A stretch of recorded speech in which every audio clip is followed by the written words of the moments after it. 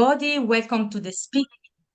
Yes, I would like to anticipate that this meeting will be recorded. I hope that there is the approval of all the participants, and as well we will take some photo also for social media. So I hope as well everybody agree on that. I want to welcome you all to this multilateral dialogue where we want to focus on the representation of women in gender equality and women, peace and security. I'm Cristina Cerioni. I'm the founder of the CEAMM Bridging the Gaps, which is a platform that wants to bring multilateral stakeholders to join together in discussion, but also to work together towards development, gender equality, peace and women's security, all the SDGs that for by 2030 we as a society collectivity want to achieve. And this is indeed an occasion where we want to join together in a dialogue to discuss what the institution role in the strength, the gender equality, and also the women, peace and security, and also what is the role of the women to support those matters, also from the civil society, from the NGO, for the academia, just because we need to join forces and try to bridge the gap in order to create a more applicable policy, but also to create a concrete project that can bring an added value and a positive impact to the society. So I'm very honored. I'm also to present the G100. I'm part of the G100 as a global advisor for the alliances and the alumni wings, together with Dr. Minaskin, which is with us as well.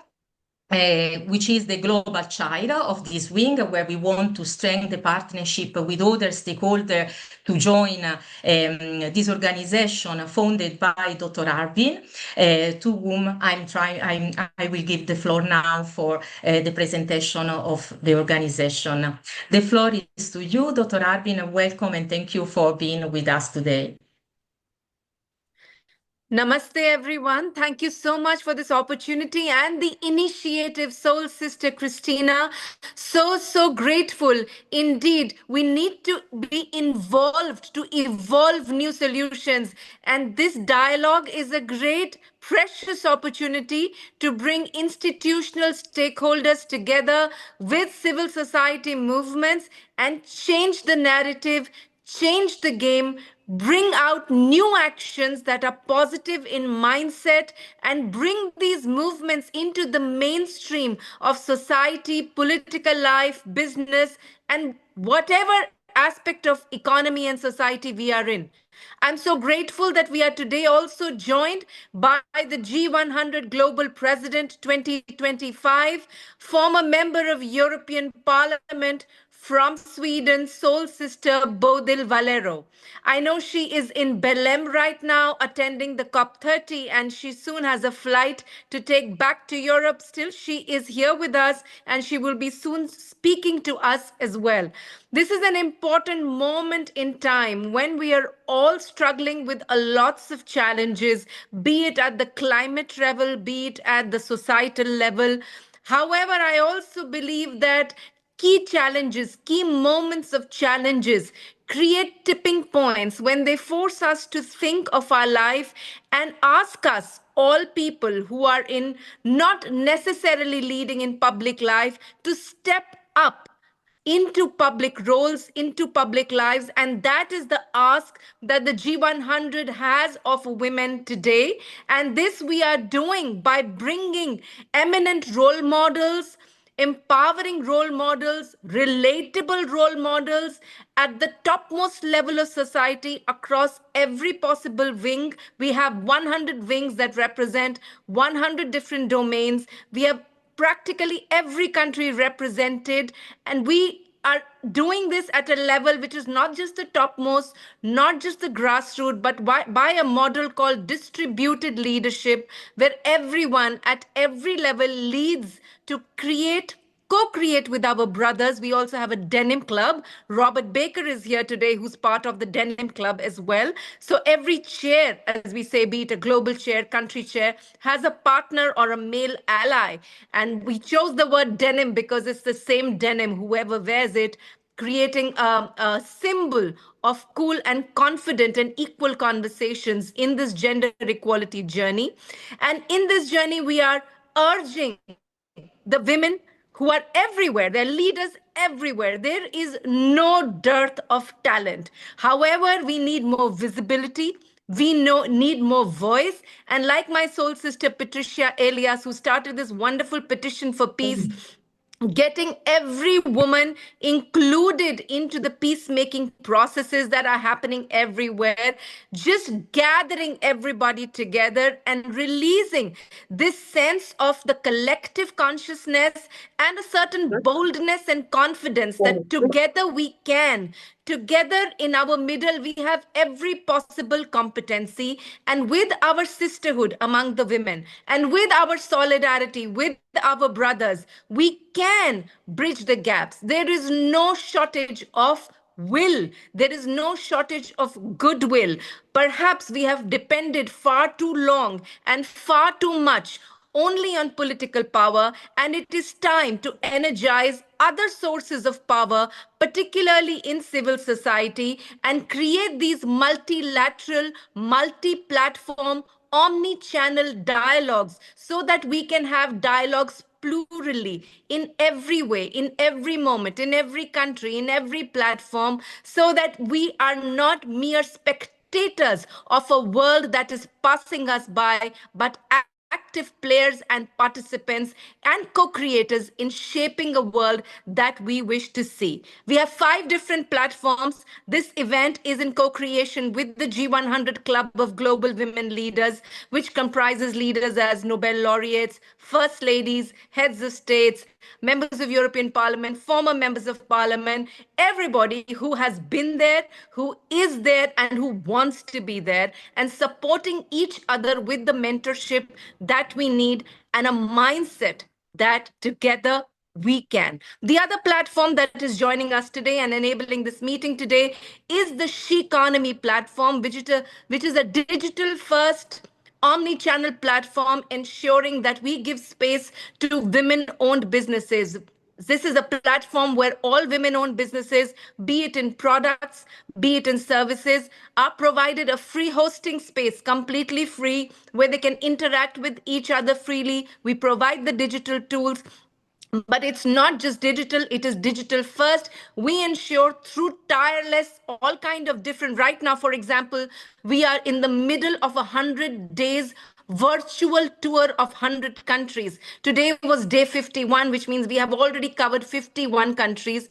In the G100, we are covering these countries in person. So as we speak, because the model, the blueprint, and the strategic architecture is to have 10,000 members in every wing, which is 1 million members across all the 100 wings. But we have the Women Economic Forum. We just did an event in Palermo for the Mediterranean. Multiple platforms are working together to ensure we reach critical mass of 1 million gender champions to create the tipping point. We also have 100 recommendations across 10 principles that we call the LAGOS, which is working on the principles with 100 partners, be it in institutions, be it countries, on the levers of education, legislation, leadership, empowerment, governance, ownership, security, solidarity, sustainability, and equality. And each theme, each principle has its further recommendations, and our entire network is working together, whether Sister Lucia De Luca, who was recently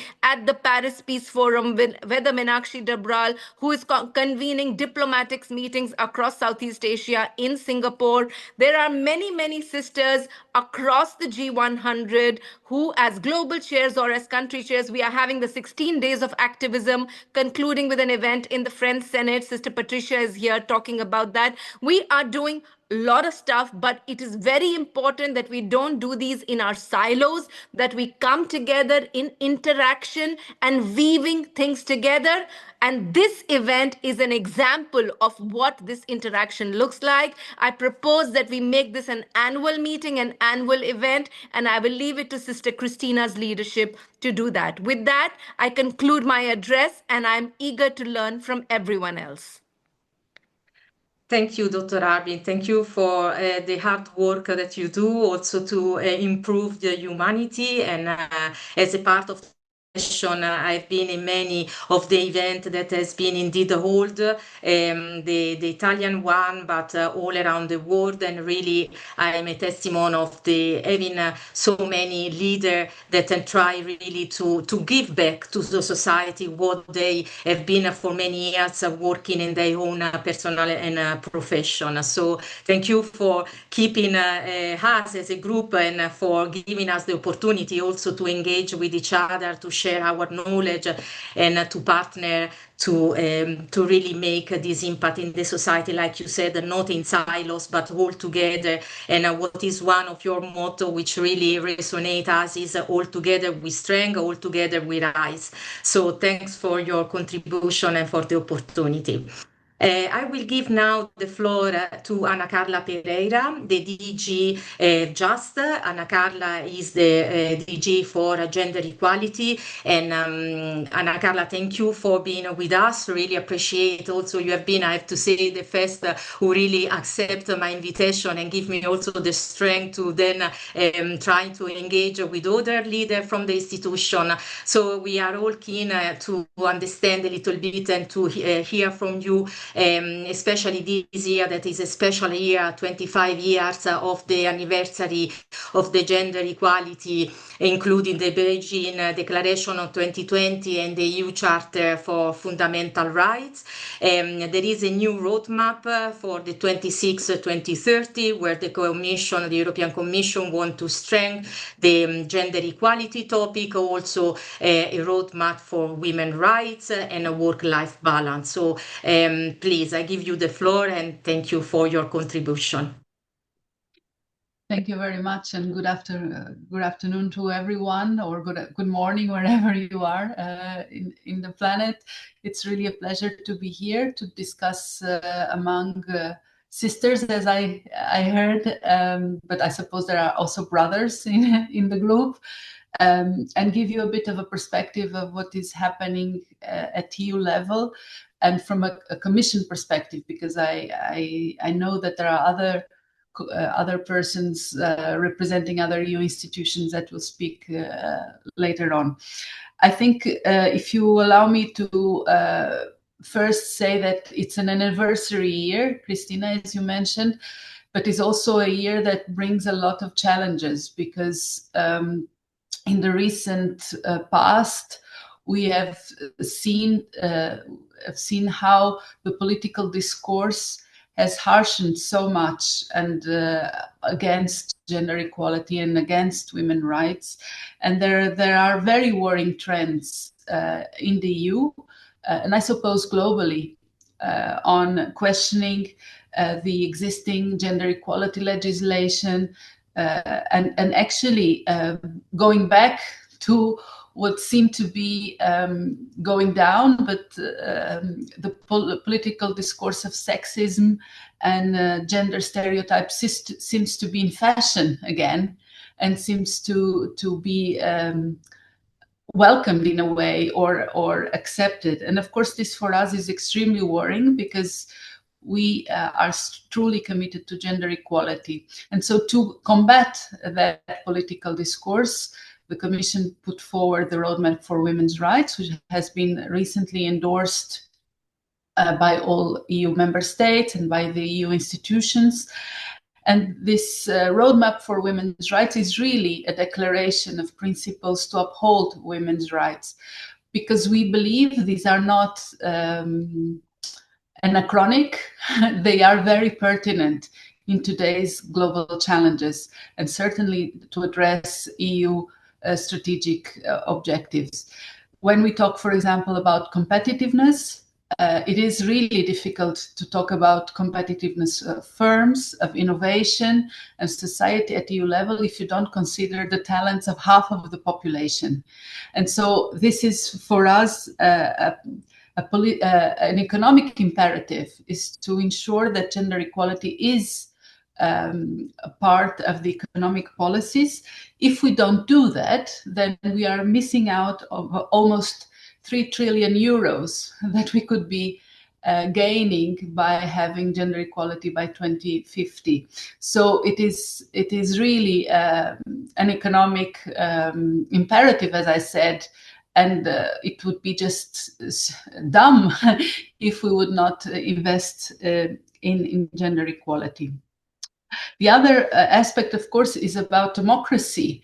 We do know that in societies where there's more equality, there's also more peace, there's more stability, there's more healthy democracies where women are represented in local authorities, regional, national authorities, where there is more participation in elections. Then there is also a bigger sense of democracy, stability, and security. And so this is yet another just evident argument to say that gender equality benefits not only women, but it benefits everyone. Benefits also men and non-binary. And finally, there's also an issue of social fairness. Obviously, if we invest in gender equality, you of course also need to have a look at women that are in more precarious situations, because women tend to be more affected by poverty. Older women, for example, are more affected by poverty than older men, because women are time poor because of their care responsibilities, because there are gender pay gaps, there are gender employment gaps, there are gender pension gaps, and all this does merit a policy reflection of how we can combat all these disequilibriums and inequalities.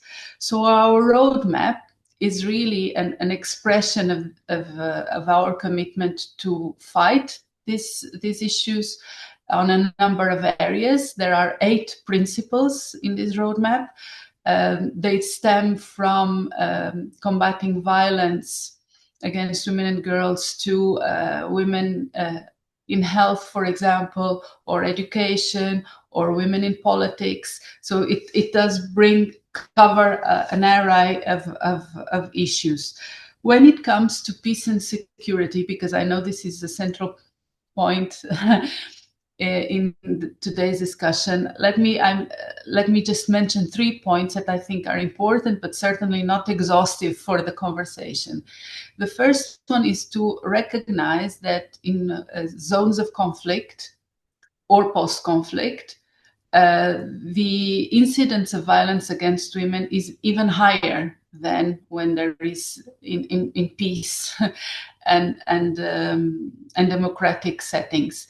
And this is, of course, a very important reflex, because it means that women are even more victims of wars than the rest of the population.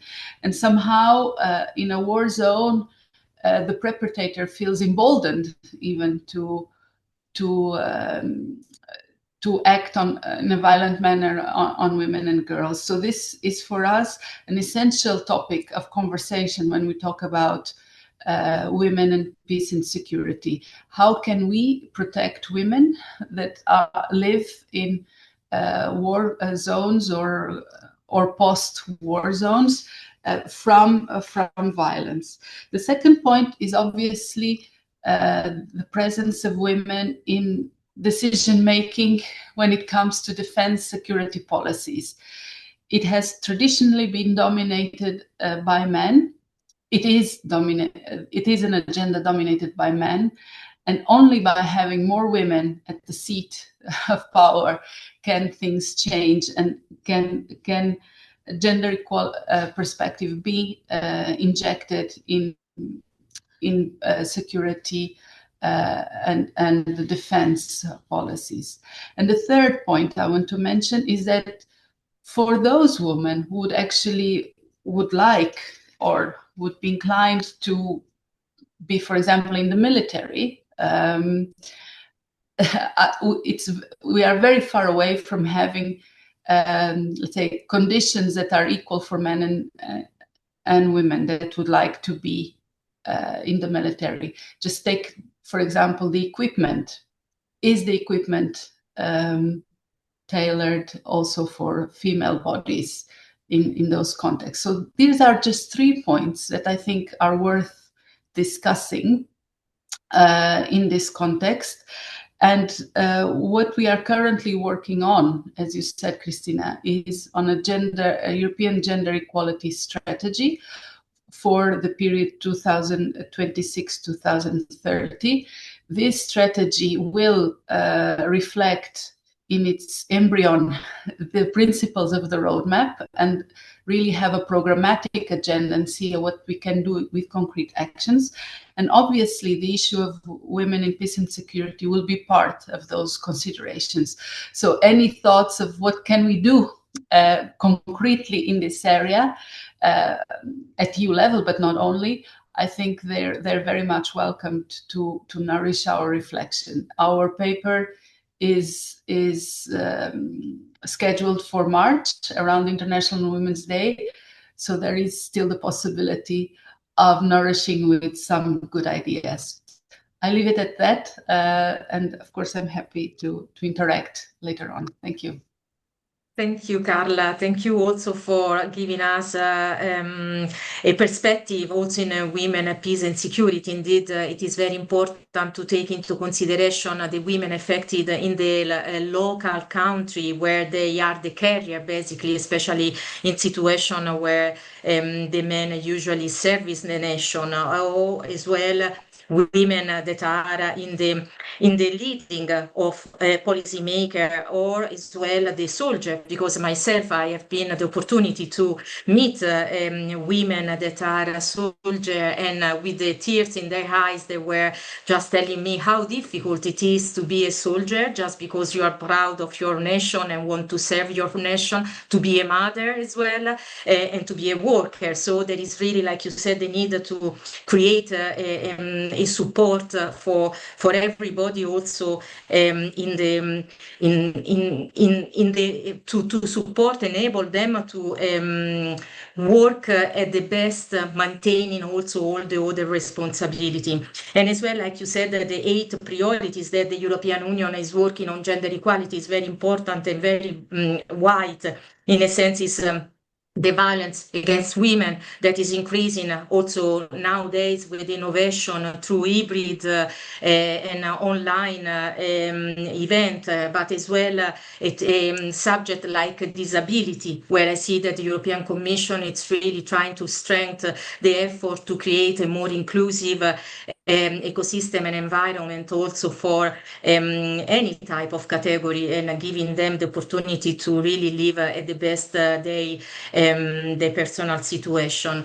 So there is, I see there is a lot that is has been done, but a lot also maybe to support also these opportunities to help you to understand better what are the needs of the civil society. Sometimes if there are some gaps that has been not taken into consideration, because it's also difficult to try to cover all the gap from an institutional perspective.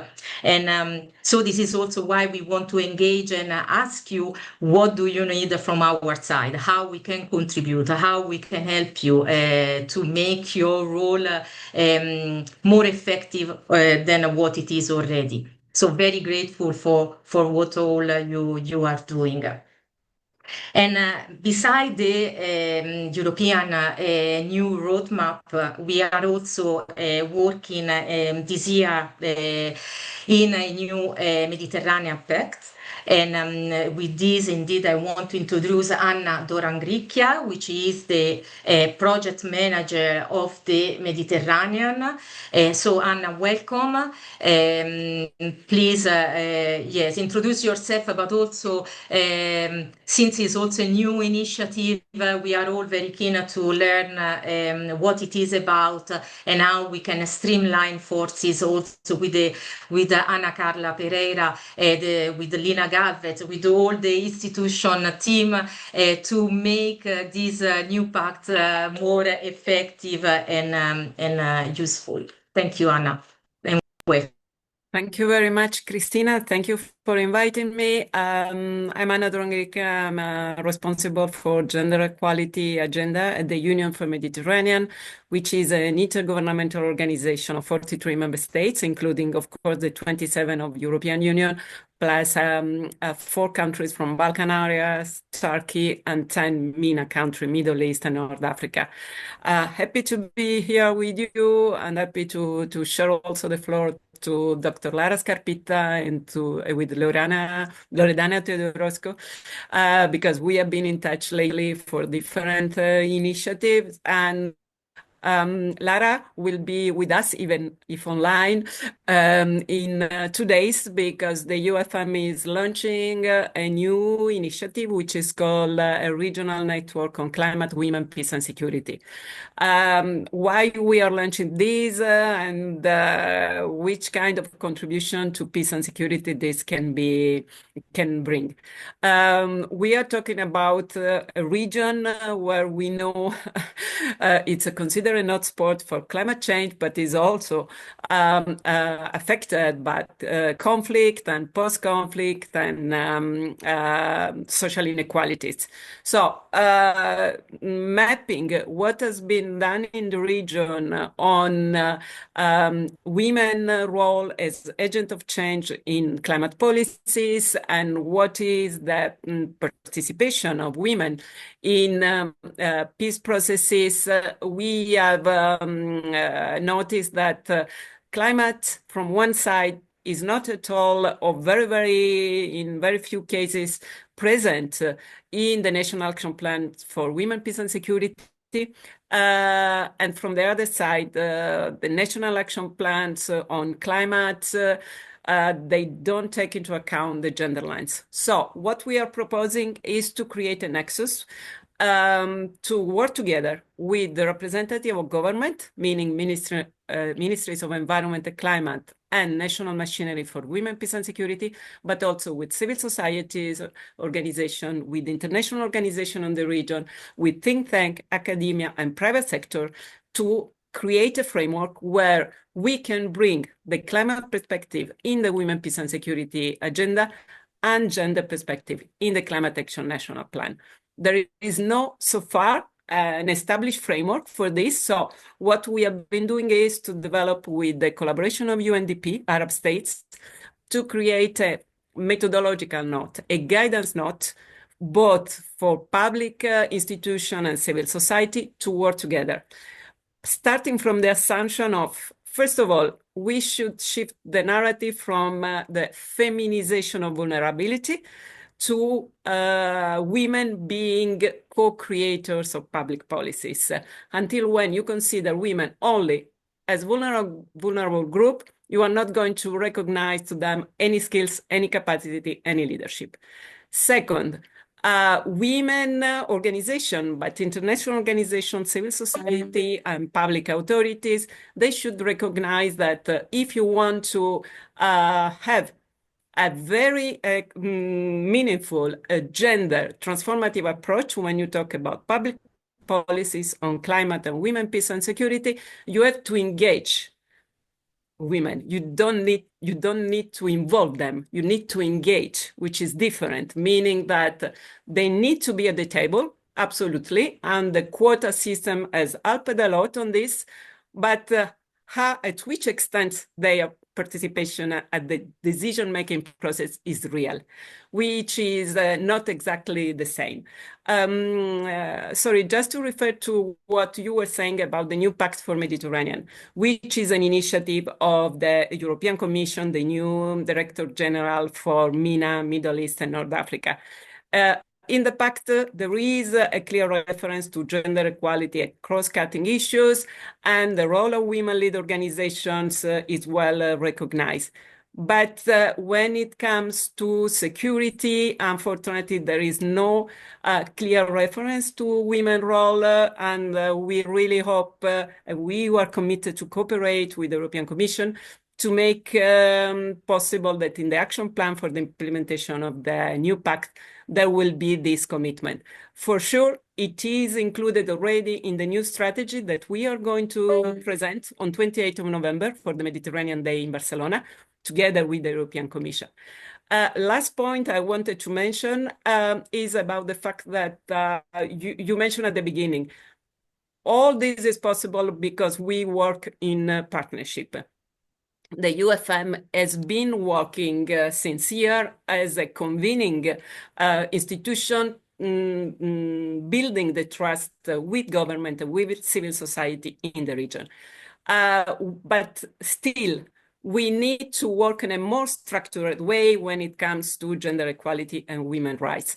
This is why, together with the European Commission, again, we are going to launch a civil society engagement process that will be presented on the 26th of November in Barcelona, which will be aligned with the communication published on last week on Friday by the European Commission on civil society. There will be a platform at European level, and there are platforms at the global level. So we would really like to cooperate to capitalize on what has been already done and what can be done in the future in this area. We have created thematic platforms on women in artificial intelligence, on women social entrepreneurship, on women in climate leadership. We would like to open the network, but also to capitalize really on good experience that I think you are going to share with us today. I stop here and available. Thank you, Anna. Thank you, no, because you very interesting also this new initiative, which I think it's very important to give the voice, like you said, not only to involve, but really to engage with women, especially in this sense of also in the part of the Mediterranean.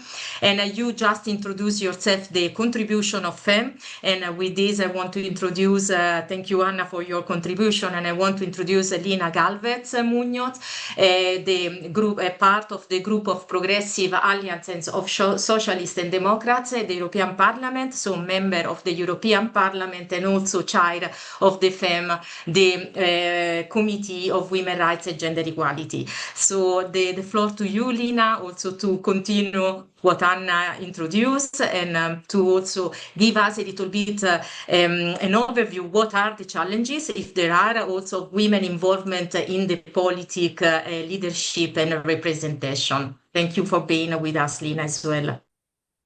Okay, thank you very much, Cristina. Thank you very much, not only for the invitation, but also for putting all us here together, because as it has been said already, I mean, to work together, to collaborate, it is essential. And I would say because probably the ones that wants to destroy the equality agenda are collaborating very much, and they are working very much together. So we cannot anymore afford to be in silos, as it has been said before, because otherwise we will not move on. Now it is not only, I mean, it's the very same agenda of equality is being questioned. There is an enormous and important backlash. So now more than ever, we really need to cooperate, and we really need to link any specific area we are working on. In this case, we're in business security with the general advances of gender equality agenda. So I'm gonna divide my talking in three parts. So this kind of introduction. Then I will move to what has been done already in Parliament, at the European Parliament, that is the institution I'm representing here. Finally, I will end up on going back to the beginning, how we can link this agenda to the general agenda on women's rights, and the things that has happened recently in the European Parliament, especially last week in the plenary, when we voted an initiative report for the gender equality strategy that Ana Pereira mentioned, that will be presented in March. So we normally, before we do an initiative report from Parliament, from the European Parliament, that is Parliament that has no initiative, only this report sent to the Commission, because it's worrying, and it is also an example of how this backlash is already arriving here. In other sisters, other colleagues have already said, but it is obvious that we are less present on the sector in peace and security, in defense itself. We are not yet socialized when we are kids on that. Even myself, that I grew up in an Air Force military base. So obviously at the time I grew up, Spain was still in a dictatorship and starting a new democracy, and we were not able to get into the army. So it was not only that we were not socialized, even if I grew up, as I said, in this environment, is that we were not able, legally able. Now this has changed, this is different, but we are not yet socialized on that. We are socialized in quite the opposite. And this is important because this is probably why it is so important we are also in decision making on peace and security, because we know that when we are involved, peace processes are more sustainable, they last longer.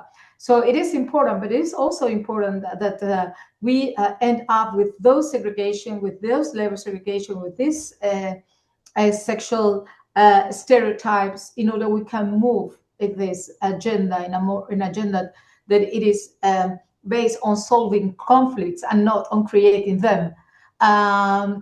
Because like this, it will be much better, not only for women, but for everyone else.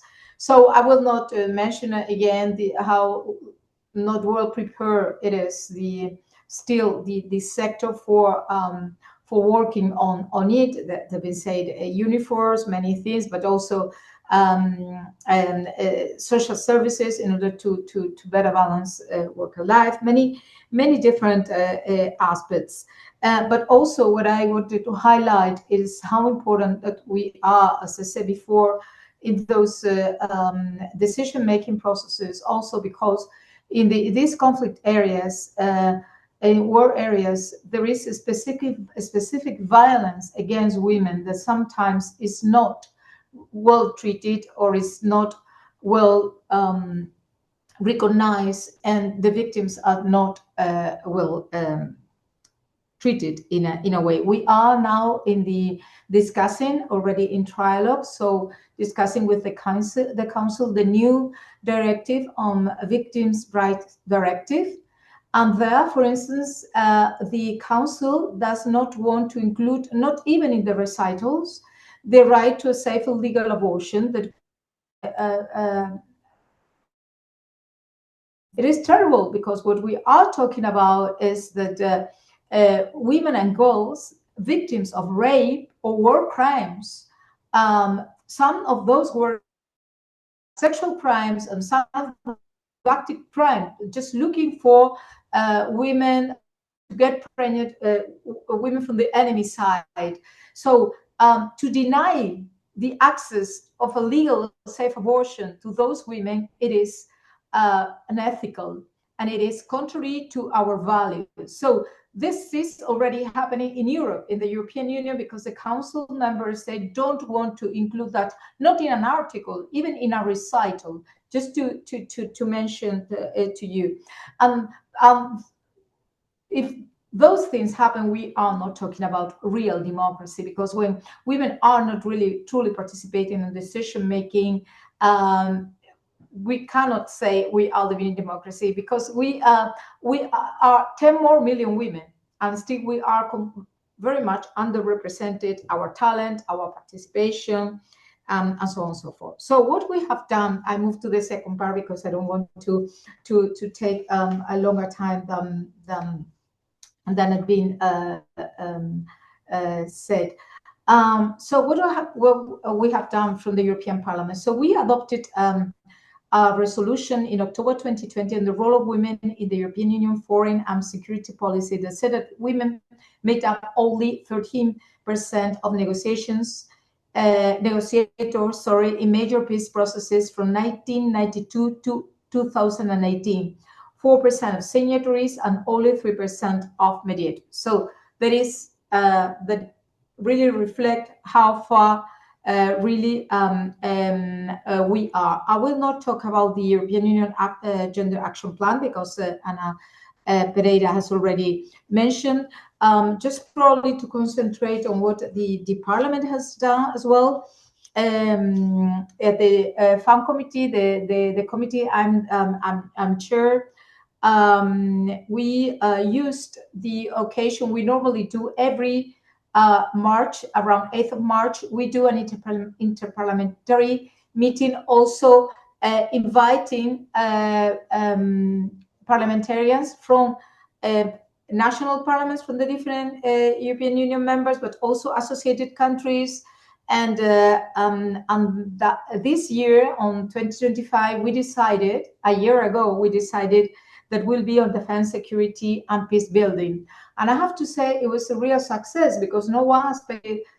When we proposed it was like, but what are you doing that on that? Then everything were becoming more and more complicated. Also, defense became a lot of sense, and I have to say it was a great success, and we have a very good participation. But there we focus on the need to ensure women's full participation in decision-making processes, particularly in defense, security, and peace building. We just passed the Gender Equality Week. It is a week we do every November, the first week of November, on gender mainstreaming. So we ask all the committees within Parliament to organize a hearing or to organize something on gender equality regarding their competencies.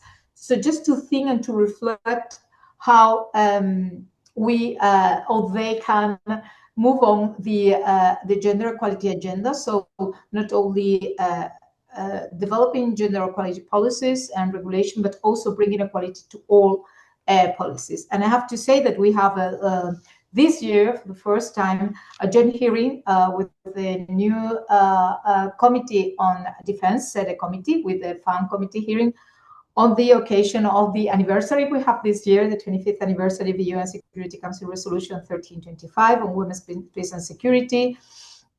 And I have to say also that it was a big event and a very nice hearing. So that we are fighting to be present in this agenda, although it is not evident and it is not straightforward. It is not, and I don't think it is not, because and I finish with the third part with this kind of conclusion.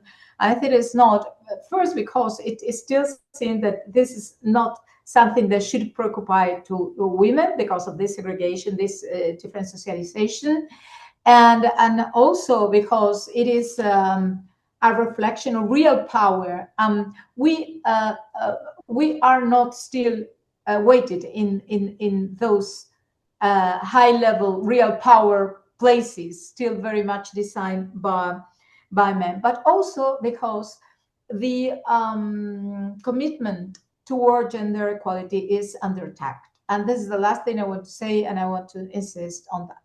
Last week, we voted in the plenary in Parliament the gender equality strategy, as I was saying at the very beginning, where we are saying to the Commission what we want.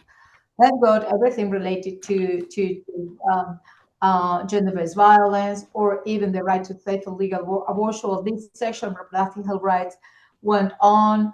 But everything regarding mainstreaming that will apply for this agenda on peace and security, everything regarding parity, everything regarding gender budgeting that is essential in order to make everything clear, none of that passed. I mean, the parliament, the majority of parliament, because the biggest party in the chamber, the EPP, voted divided in between extreme right proposals and pro-European parties' proposal, and very important things did not pass. Without this conditionality, with this budgeting, without this mainstreaming, without this parity participation, so on and so forth, all these very good principles cannot be translated into effective policies and into effective transformation and into effective advances. So we really need to think what is going on. Things that they passed few years ago, I mean, a couple of years ago, easily in Parliament, and that have helped to move on the gender equality agenda, are not anymore part of a biggest consensus. So this is very worrying, because if that is the case, we will not be able to mainstreaming gender equality on the agenda on peace and security. So I stop here. Sorry, it is a bit, and you were asking how you can contribute on that. Just putting pressure and I'm remembering that in order to move on this peace and security agenda, we really need also to move at the same time on the general gender equality agenda, because otherwise it is just words and it is principles, but it's nothing effective. So putting pressure and working together, that is really the answer of your previous question. Thank you very much. Thank you, Lina. No, indeed, I follow on the way. For me, this is really also the goal of this meeting, and the purpose of this meeting is really to emphasize on the importance to do together. We have to act as a we and not as a I. And even like you said, the FAM organized in March an event on defense and security. There is another organization, NATO will do the same, OSCE will do the same. So we need also to try to streamline forces, to create a synergy, and to work together also with NGO, academia, civil society in time of peace. Because until when we treat gender equality as a unit of the defense, we will never succeed. When the gender equality will be included in the soft power and support the hard power to be more effective, also because nowadays we are experiencing a geopolitical situation of also a different type of, let's say, crisis, which is an hybrid crisis. We need really to support and to be part of the table of the conversation, just because we as a women are the one that by nature and by fact, especially in countries where are affected by war, are driving the community, the military part, and the society. So I think here the gap and the bridge that we have to build, it's really to try to highlight the fact that the support of women in peace and security is not just gender equality topic, but it's really preparedness. We need to shift from resilience to anticipation, and this we can do only engaging with the civil society and trying to connect with the communities, just to prepare also the communities to be reactive in case of a crisis. And this is what women can do just because of the nature, because this is again about empathy, about caring, and not about only operational. So I think what we will try is to, like you said, we will try to support and to be advocacy for also for the institution, and also from a partnership between the private and the public. It is very important because we really need to strengthen the synergy and the collaboration with the private sector, where can even give another view of what is nowadays the defense role in the current scenario. So we will help you, and we will try to continue to work with all the network and with all the professionals that have been already in the then the next speaker I'm introducing Bodil Valero, that she was also a colleague of you in the European Parliament as a member of the Parliament in the period 2014-2019, in the Swedish Parliament between the 2006-2014. So, or still very involved in the security and defense and part of the Global Chair G100, but also the President 25 of the G100. So the floor to you, Sister Bodil, and thank you for being with us, because she is indeed at COP13 Brazil, and she really make the effort to be with us for this lot. Thank you so much, Lina, again, and welcome Bodil Valero. Thank you, Cristina. The problem is now that I, in reality, have to leave now, because I had promised to be until 50. I just want to say that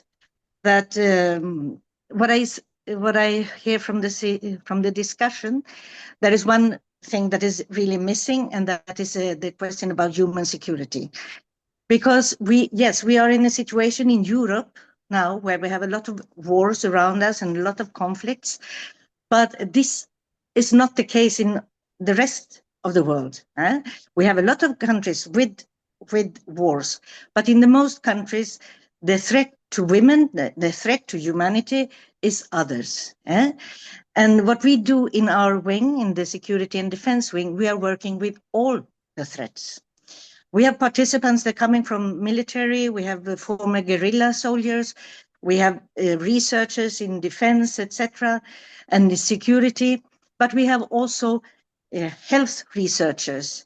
We have also people working in education, working in climate change, food security, energy security, because those are the threats. Economic security, violence against women. Those are the threats that most people in the world are facing. So when we are talking in Europe, and we are so much only discussing on the military part of it, I think we do a big mistake. And as women, we have to highlight all these other threats and support our sisters around the world when they are working with what they are working. So that is something I missed from the discussion. As Anna Carla said, this is a very male-dominated area, and we have to take back that power in some way. When I was in the European Parliament, 5 years in the Security and Defense Committee, once I managed to get climate change on the agenda, once. And climate change is the most existential threat that we are facing just now. And we have been facing that for many, many years. And there are still people just laughing at it, but this is not a message from the COP here in Belém, really, because what's said here, or the message that we get from everybody, is that now it is urgent. It has been urgent for 30 years, but now it's like people start to understand it's urgent and we have to do it now, and we have to pay. Rich countries have to pay, and everybody that can do whatever they can should also participate in this. It's very much about the nature-based solutions. one important topic that has come into the agenda now for the first time is health. It's not on the agenda, but they have put it into the agenda on adaptation. And that's a good step forward.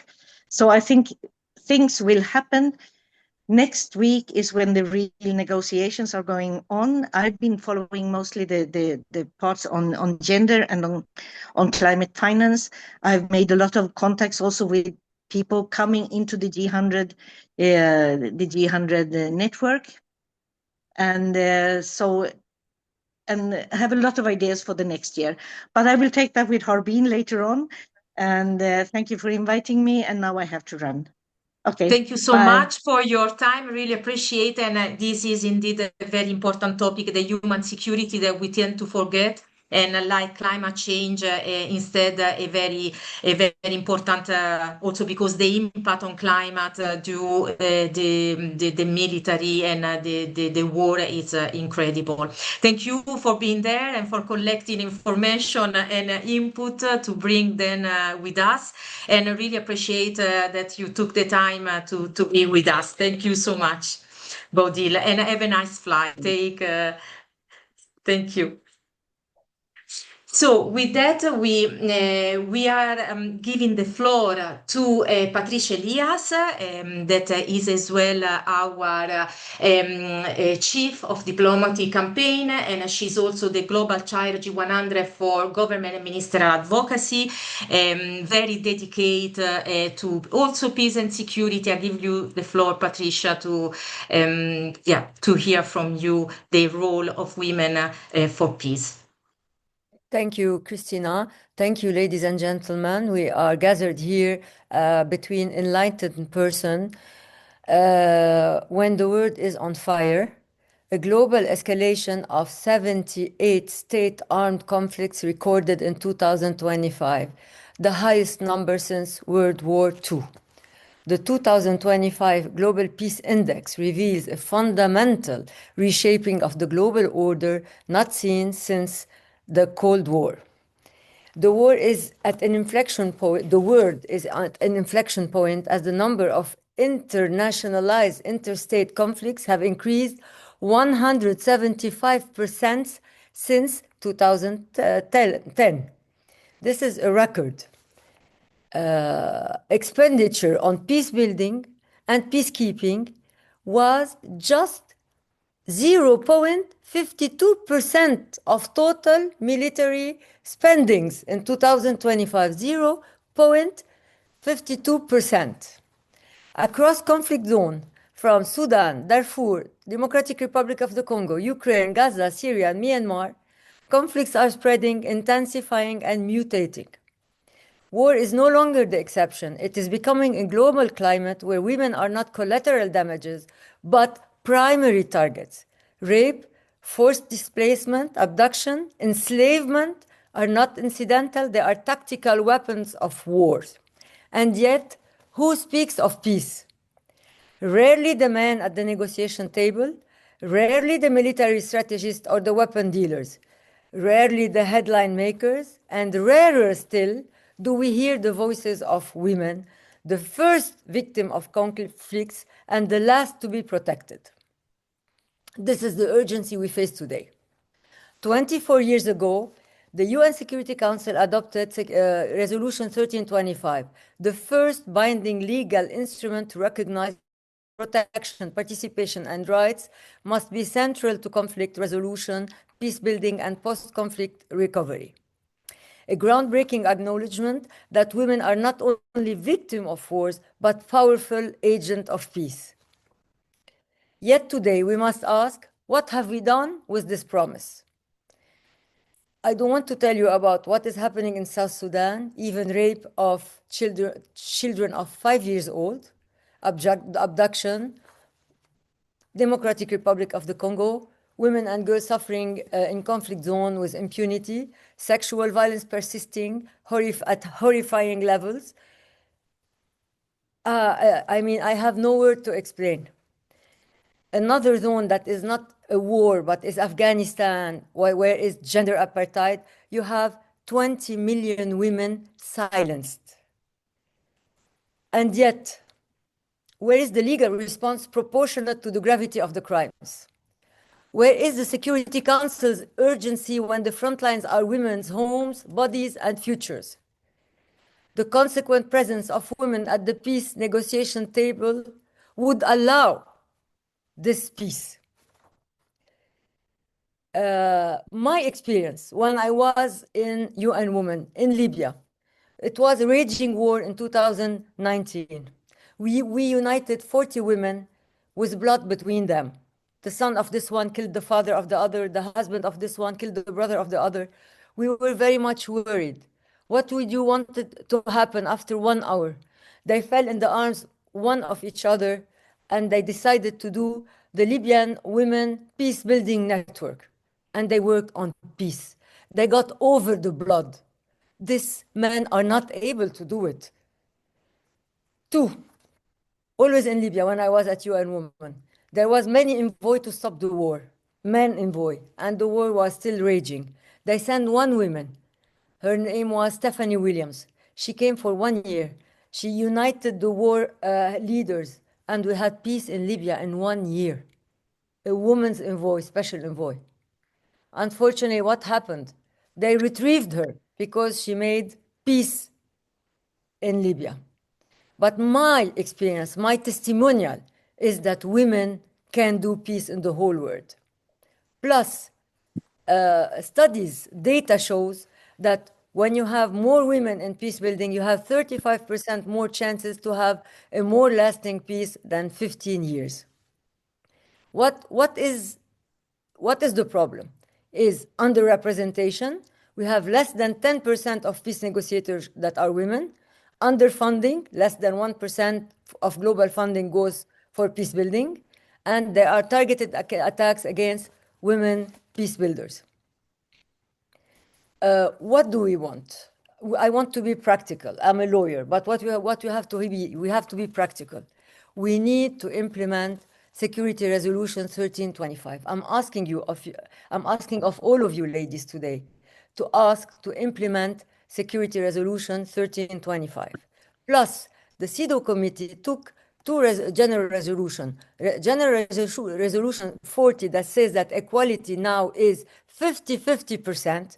I mean, we as women here and men of enlightened men and women, we know that we have to back up our backs with law. We have UN Security Resolution 13.5.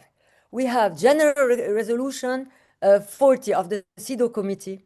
We have also the addendum of General Resolution of CEDAW 30 that speaks about women, peace, and resolution. With those, the states has to implement. And we need implementation, protection, justice. We need peace, designed, led, and sustained by women. We are launching this call for action for the women and men of goodwill of the world. I am asking you, the G100 is launching a call, an international petition that I will put in the chat to each of us to sign it. But I'm asking of you ladies, please, to be our, our voice in your instances to ask for those implementations. Security Resolution 1325, General Recommendation 40, Addendum of General Recommendation 30 of CEDAW Committee. I mean, we need to have gender equality.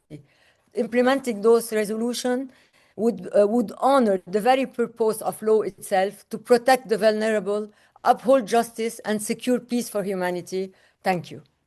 Thank you, Patricia. Really appreciate your effort and on the petition that we all already signed, and we will try to share also to get more signatures. Thanks a lot also for all what you do in this to bring really the voice of women on peace. And now just following on your 50-50 gender right and equality, I introduce Lucia De Luca, that she is the global chair for pay and parity and corporate transformation. Welcome, Lucia.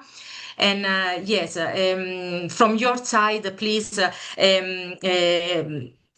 share what is the situation also women from a financial point of view, what is also the challenges on financial access for women, for entrepreneurs, and also for corporate. Thank you and welcome.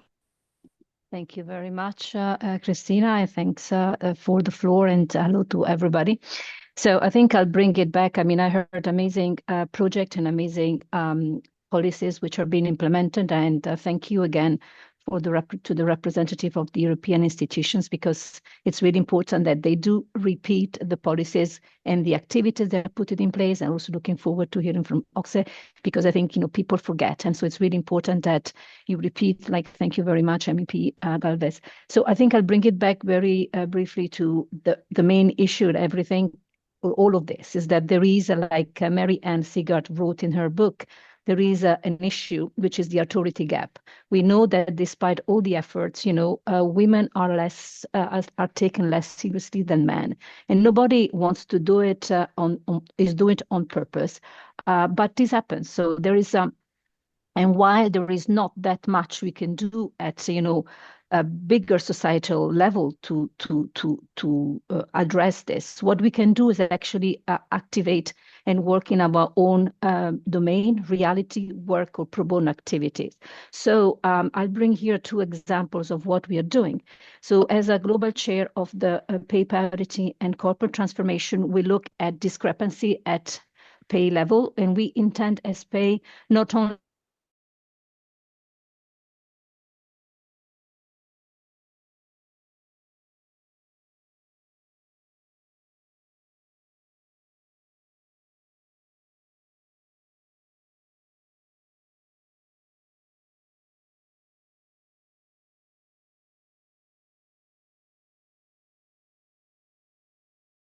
the Danish partner here. So we had then a vice director of OSCE at the time, and we are still thankful for his support. And also I went out and looked also, thanks to what a very diverse group of people to be part of the G100 wing. G100 wing is of pay parity is not a huge wing, but we have a solid people with a big background in different sectors, and in particular of different ages. So for me, it's super important to have the new generation, because that's, we look at the future, so they need to be part of the conversation.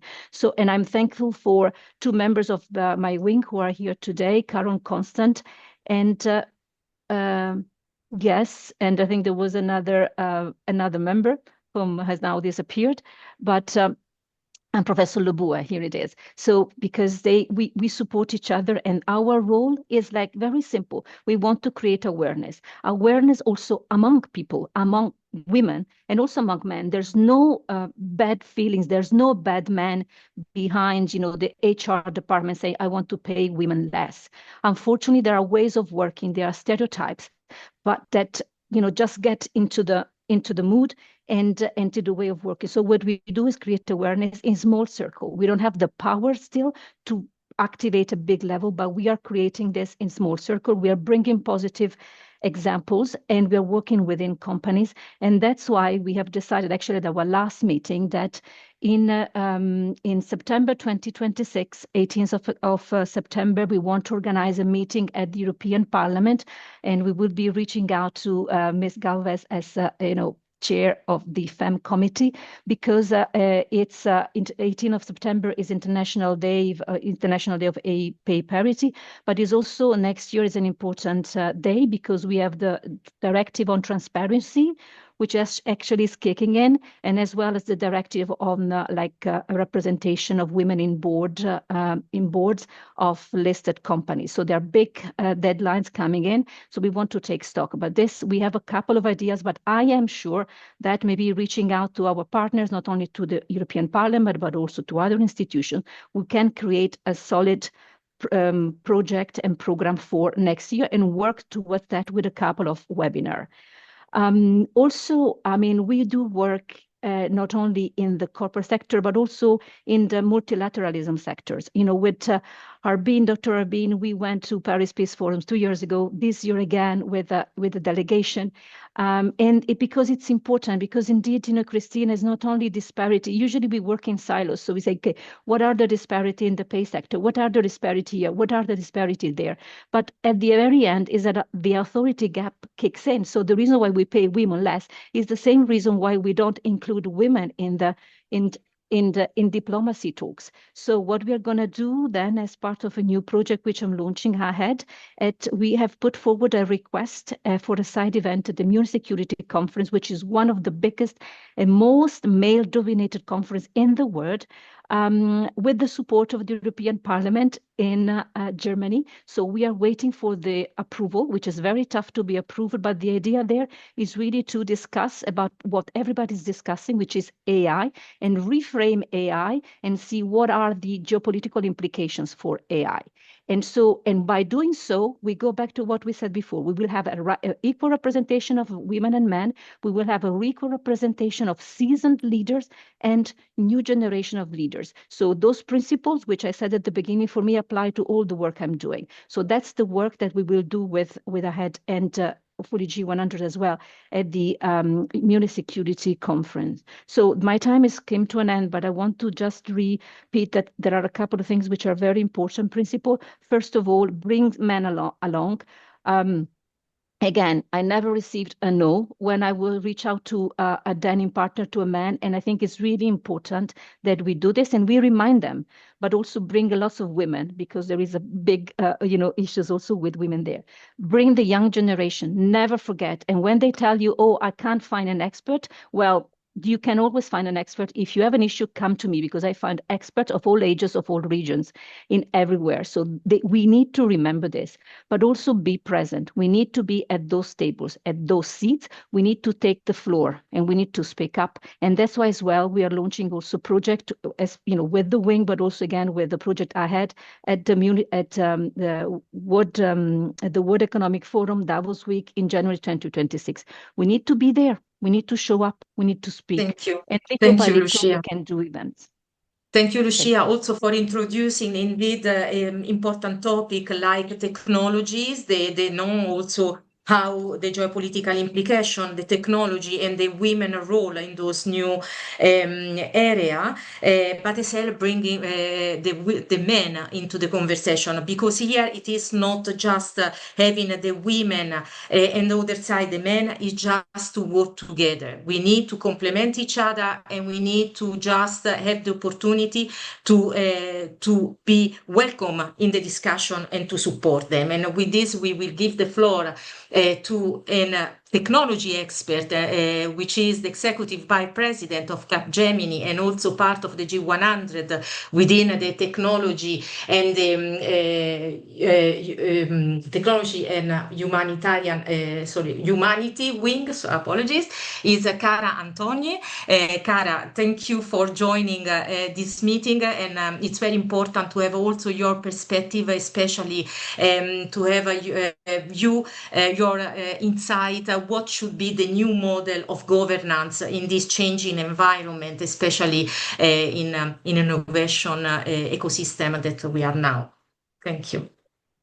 Thank you very much, Christine, and good afternoon to you. Good afternoon, Dr. Habin, distinguished leaders, fellow change makers, and many friends that I see on this call. Thank you for bringing us together today. This conversation is not only timely, it's really overdue, because women's representation in leadership is not a woman's issue. It's an economic issue, a governance issue, and a societal imperative.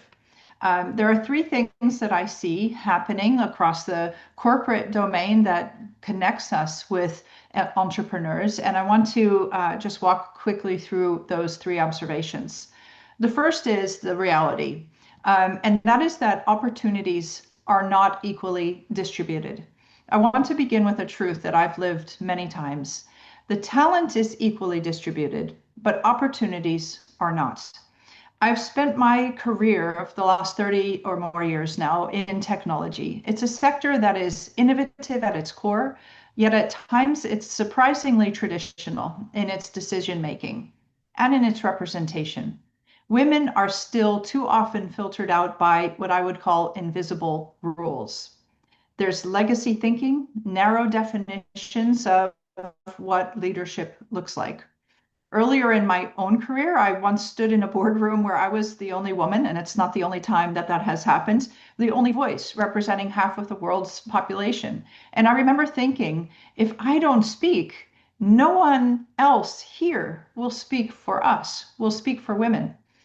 And even recently, I've observed women who, despite having very strong performance, deep expertise, and clear track records of delivering value, whose roles are being eliminated without redeployment, where structures are shifting in ways that leave women disproportionately exposed. And it's not because women lack capability, but because systems still rely on pattern matching. They also look for those that are willing to go with the flow, to laugh at the jokes, to be a non-disruptor. And so filling leadership positions with people who look like and act like previous leaders. Data is history in numbers. Let me just repeat that one more time because it's an important small sentence. Data is history in numbers. And when history is erased, when history is incomplete, when it's unfairly documented or biased, this gets translated into the data that we see. And that data is biased and incomplete as a result today.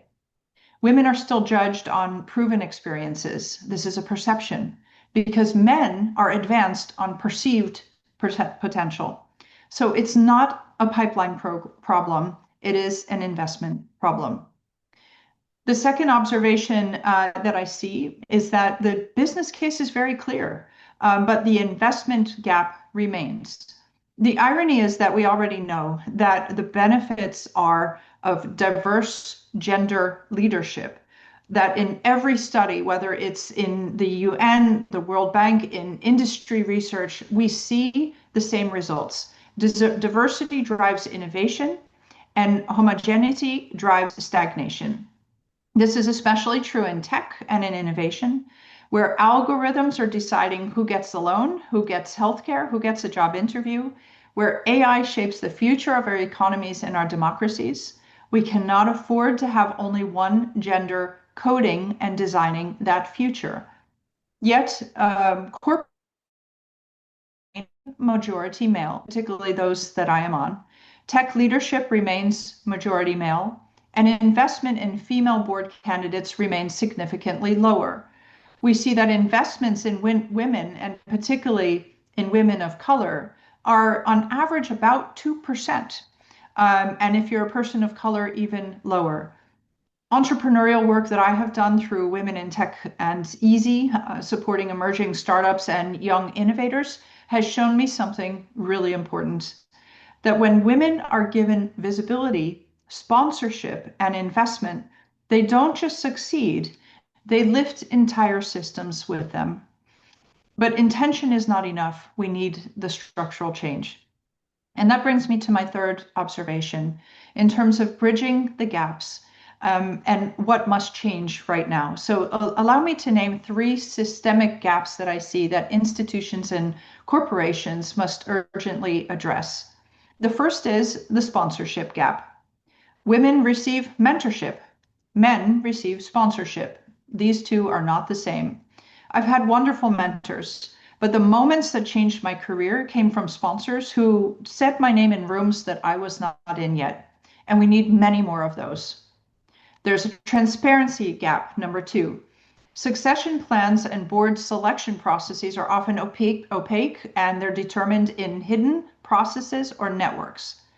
We need to understand that men are in 80% of today's world's leadership roles and therefore making 80% of the decisions.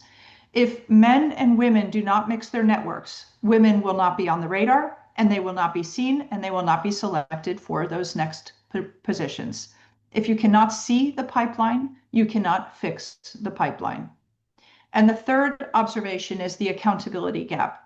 We have to move from cheerleading or allyship to bringing measurable outcomes. We need advocates, not cheerleaders and not allies. That means individuals who are willing to take action. Diversity should not be optional. It should be a governance KPI that is tied to performance, investment, and reputation. And this is how we build systems where women are not the exception, but the expectation. So in my closing, a call to action to leave you with. I want to leave you with first three questions that I would direct at our institutions, at regulators, and other corporate leaders. My first question is, how are we incentivizing boards, especially in tech, to invest equally in qualified female leaders? Second question, should gender representation in leadership become a measurable governance KPI tied to executive compensation and investor scoring, the same way we now treat climate or risk? And the third question is, are we willing to make leadership pipelines transparent so we can move from intention to advocacy and accountability? Because representation is not a nice to have. It is essential to building technology and societies that work for everyone. When women lead, systems expand. When women are at the table, progress accelerates. And when we ensure equal participation, we don't just change the statistics, we change the world. Thank you for your time.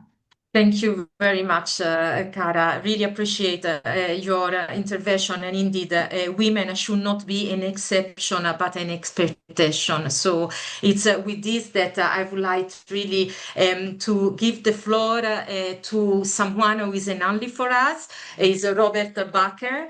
He's part of the G100 Denim Club. He's also the founder of the Potential Talent Consulting, and is a really a great ally for whole network of women in the UN, UK Women Trustee. And it's really a pleasure to have you, Robert, just as a representative of the many men that should be also in this conversation and become partner, not just like Cara said, ally, because we need to also move on from the ally, which is good to have, but we need really to strengthen the collaboration. To you. Thank you, Robert. Oh, thank you, Cristina. Hello, everyone. It's a real pleasure to be with you here today. I must say I'm painfully aware that I am probably one of the very few men on the call with you here.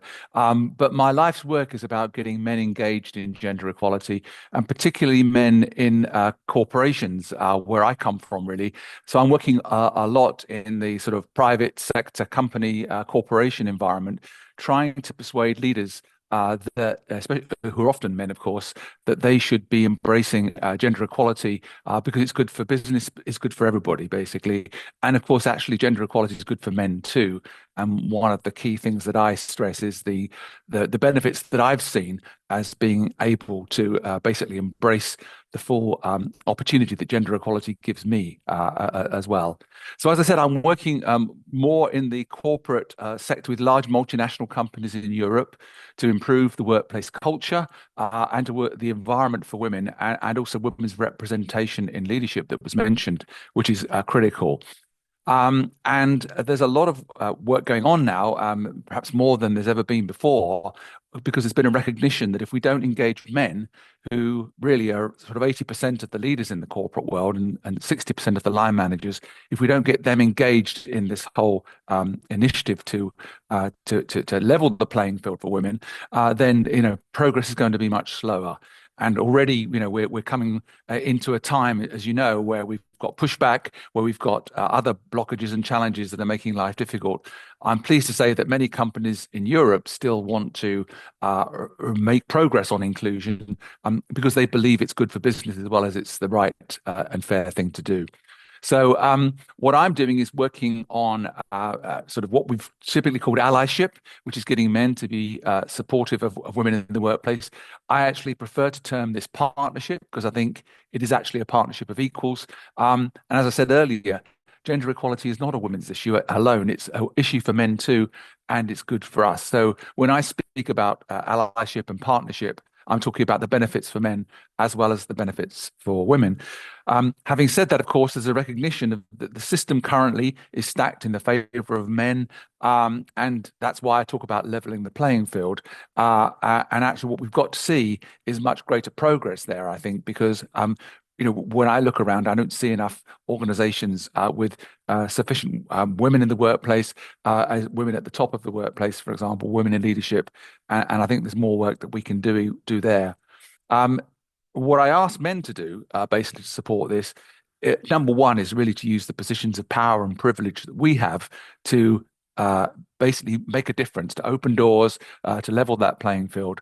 One of the key things that we as men can do, especially in a corporate environment, is to sponsor and mentor women to help them have more opportunities, basically, to recognize that there are barriers that women face probably more than men. And one of the things that I do in the workshops that I run is basically raise the awareness of men to the fact that they've had that privilege where they haven't had to consider how they got to where they got to, whereas for women, it's often been a much bigger challenge. So it's really raising the awareness of men and then getting them to take action to start doing things to support women, whether that's sponsorship or whether that's challenging gender bias that they see in the way that people are recruited or promoted, and making sure that there's always that question, like, who are the voices being heard in this room? Are we actually having a balance? Are we listening to and we're hearing women's voices? So I think that's kind of one of the key things that I'm asking them to do. The second thing really is to help make themselves accountable for change. I think it's very easy for men to sort of take an interest in this, but really not to do much. And I think we need to move on to action, basically. So by holding ourselves accountable, I think as men, for action to do things like, for example, work on the gender pay mentioned earlier by Lucia. We need to close that gender pay gap, and men can do more for that. We can also do more to close representation gaps as well. So I think what I'm convinced of, if you like, is that we will only make progress if we do get men engaged in this. And particularly as we come into a time now where we're seeing the impact of AI. I was at a conference last week where we talked about the gap that's opening up in terms of the adoption gap for women in AI and the risks that the bias within the algorithms in AI represents for women in the workplace too. So I think this is a time when we've got to look at all the different areas that are creating potential challenges for equality and make sure that we as men are standing up and being counted for that. So finally, really my commitment to working with G100 and to working with all of you is to use whatever influence I have to convince leaders in companies, particularly male leaders, that they need to change, that they need to embrace inclusion, that they need to embrace gender balance. And I'm building a community of supportive men that I've got to say I'm very happy that there's more men now engaged with this than ever before, but we need more. And so we need to step up our action on that. So with that, I would like to thank you for inviting me to make a few remarks. I've listened to the rest of the comments that have been made. And, I know we are at a time of exceptional challenge, but I believe by working together, we can address those challenges and make some progress. Thank you, Robert, because your contribution, it is always so valuable. Also because you are a man driven by action. It is not only advocacy, it's really you want to make a change and you want, like you say, to embrace the category, your colleague, and trying to also demonstrate with concrete action that is a benefit for everybody if there is more gender equality, not only for women, but for men as well, for the economy, so for the complete society. And with this, I give the floor to Sanja Popovic-Pantic. She's also part of the academy. She's a research child of the Enterprise Europe Network for Women and G100 Global Child for the MSME. Thank you, Sanja, for joining us, and the floor to you. Yes, thank you. Thank you very much for inviting me. Today I would like to shed light on some emerging trends in women's entrepreneurship across Europe from the perspective of the global chair of G100 and the chair of the international thematic group on women entrepreneurship within Enterprise Europe Network. These initiatives, which began or continued in 2025, are set to grow and evolve in the years ahead. What is currently at the heart of European initiatives focused on women entrepreneurs? First of all, circular economy. And this year, there were organized numerous workshops on this topic across Europe, from natural cosmetics based on fruit pit processing to solar dryers that use the power of the sun to dry fruit, application of AI in different sectors, All of them demonstrated that sustainability can be both profitable and inspiring. Next, digital transformation. Women entrepreneurs show that digitalization is not only about manufacturing. Almost every service today and all the processes behind it can be transformed through digital tools. Women entrepreneurs have proven that innovation is not reserved for big systems. Then artificial intelligence has also become a new reality for the women's entrepreneurship sector. Indeed, this year within G100 and beyond, women invested significant effort to education and opening the dialogue on how AI can be used in business. And this is only the beginning of a journey we will continue together, I believe. Another important focus for us has been support for women-led startups. Through cascade funding projects, we brought new opportunities closer to women developing high-tech startups. And today we see more and more entrepreneurs stepping into this world with confidence. We also placed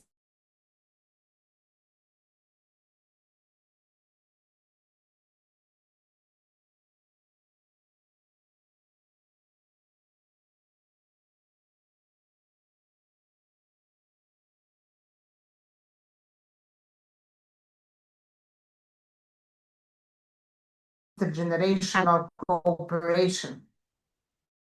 We see a growing trend of empowering women investors, women who want to support other women, especially in the startup and innovation sectors. The numbers are still small, just like the number of highly innovative companies led by women, but this is becoming a priority for many European initiatives.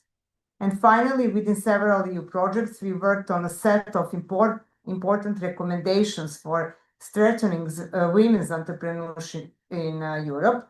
And I believe these recommendations apply well beyond Europe.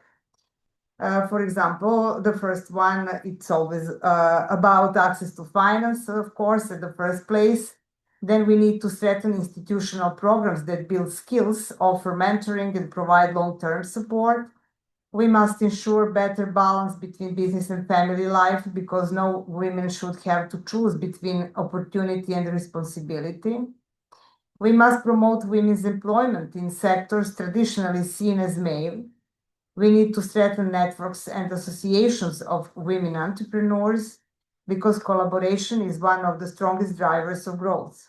And we must create measures that improve the resilience of women-led businesses so they can withstand crises, economic shocks, and uncertainties of the global market. And finally, we must continue promoting good practices because visible success stories have the power to inspire thousands of others. If we want more women to step forward, we must first show them that the path is already being built and they are not walking it alone. So that's all for me. I believe I'm. Thank you. Thank you, Sania, also for bringing the voice of the entrepreneurship. Indeed, this is also a sector where women are increasing, women entrepreneur, women in leadership, but also beautiful said the intergenerational cooperation and the support of women to women. We don't ask only the men, but we need to support each other in this journey. And with this, I give the floor to Lara Scarpita, which is the senior advisor on and head of the gender issue program of the OSCE in the Office of the Secretary General, the Organization for Security and Cooperation. Thank you, Lara, for being with us. And also following Sania's point on the importance, but also Lucia, to engage with the youth, to engage with the new generation. I leave to you the floor because I know that you are working a lot also in this matter. No, grazie Cristina, thank you very much. It's a pleasure to be here, and it's actually a pleasure for me to be able to co-host these conversations. So I think chapeau to you and to Women 100 for convening this discussion. I think we've heard very well throughout this afternoon, and we all agree on why we need to have these conversations. And why we have to build also the synergies. Just a word for those of you who might don't know what the OSCE is, just to put in the framework of what the work that we're doing in relation to the WPS agenda and youth. The OSCE is the world's largest regional security organization. We have 57 participating states, from the US and Canada all the way to Russia, Mongolia. So we're really covering the global north. And we have an understanding of security, so-called comprehensive approach to security, which covers the political and military, environmental and economic, as well as the human dimension, human rights, anti-discrimination. And gender equality has been streamlined throughout our activities on the basis of a very important action plan that was adopted 20 years ago, but it's still very much the living document that we use, despite the current circumstances, to mainstream gender everywhere in all the actions that we do. And this is important, particularly now, because just allow me a reflection in the current context where we see the most traditional countries who have been championing for decades gender equality, actually backtracking on women's rights, having a solid document and a solid accountability mechanism for pushing the agenda forward, still remains the most important tool that we have. Also vis-à-vis other countries which have been non-traditionally supportive of gender equality, but at the global level, for example, the countries of Central Asia are now extensively promoting the women, peace and security agenda, so they can be valuable advice. Allies, sorry. Back to your question, what we're doing on WPS and youth. I think we are very much in certain ways aligned to many of the activities that many others of our partners are doing, including the EU, obviously the UN. And one of our priorities is also pushing at the global level for the inclusion of women in peace and security efforts, but with an understanding of peace and security, not just in conflict, but also in the framework of addressing crises like climate change. We need the WPS agenda within the climate negotiations. We also need to support the women leadership in all the male-dominated areas, including the police, for example. The same does apply when it comes to youth inclusion. Of course, this year we're marking not only the WPS anniversary, but also the 10th anniversary of the Youth Peace and Security Agenda, which has also created that kind of momentum internationally to look more at the participation of youth in security and peace efforts. And we have several activities, several actions that we've launched. One of them is initiative targeted to young women in Central Asia, and as well as Afghanistan. And why Central Asia is primarily not only because it's a priority for the OSCE, but also because the Central Asian countries have a large youth population. So investing in women, in the young women role in peace building, with training, with capacity building, but also using the leverage that we have as international organization to opening up doors for youth. I think it's very important because, we're talking about youth up until the age of 35, where they will turn adults, so to say, and very, very soon. So we really, the time to invest into young women is now. And I know I see Loredana connected as well, and we're working very closely also with the network, with Anna, to actually promote, using the Women's Network, to promote these vital intergenerational exchanges. Because when we're talking about the women, peace and security agenda, one of the biggest risks is that we're facing, in my view, is that we are going to lose the expertise. And now with the cut of funding for many for many local organizations, many women activists and experts are giving up their work. They've gone too old.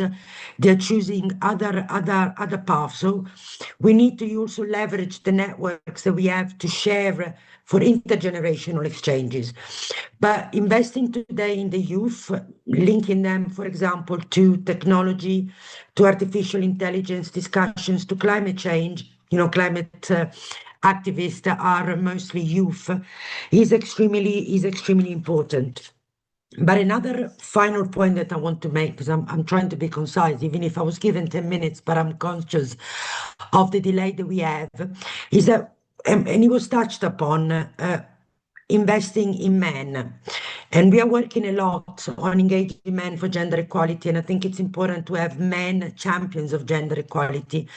But we also need to work with the young men, with the women and men, but also with the young men, because if you want to break down barriers to stereotypes and you want to fight online violence and misogyny, you really need to target the right audience. And this is under 30 young male university students. And in this regard, and this is something that is extremely new, we launched a couple of weeks ago, a new initiative, which is we brought together young women and men from the Western Balkan countries, which is an area, obviously, where there is also a reconciliation and post-conflict aspect to be discussed, to talk together about gender equality. So we are bringing young women and young men together to talk about gender equality. And, over a 5 days period, it's not training, it's not capacity building, it's really unpacking the needs that they have. And so this is part of our efforts to really try to work early on in changing some of the dynamics that we are seeing later on, and which obviously are affecting women inclusion, women participation, discrimination, and gender inequalities. So this is in a nutshell of what we're doing on youth. But thank you again for this opportunity, and I look forward listening to all the other contributions.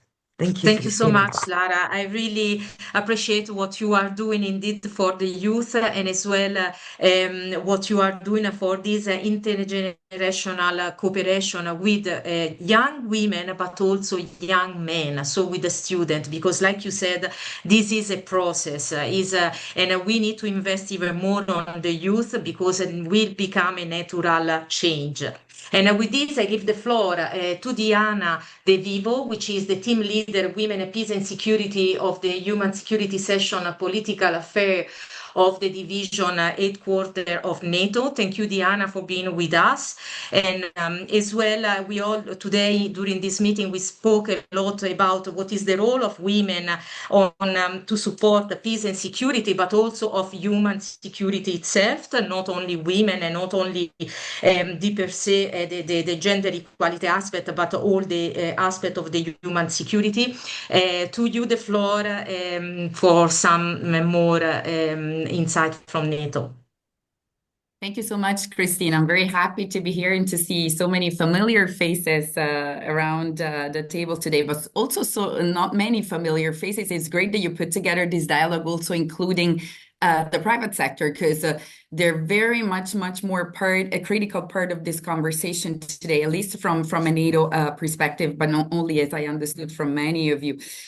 So just to give you set this into context, NATO has been working on the women, peace, and security agenda since the mid-50s, really, with the establishment of the first NATO Committee on Women in the Armed Forces. And the first NATO policy on WPS was actually adopted in 2007. So NATO's role in advancing this agenda is purely from a security and sort of defense perspective. So just to put this into context, so we are looking into advancing work on women, peace, and security in the different areas of deterrence and defense. So within NATO, three core tasks, which are deterrence and defense, cooperative security, so the old global partnerships, and crisis prevention and management. That means that we include and mainstream WPS within NATO's reflections on, to give you a few examples, on counterterrorism, on information threats, on CBRN, on technology-facilitated gender-based violence, on cyber defense, resilience, and many other topics that you have already mentioned. So NATO has adopted a new policy on WPS last year.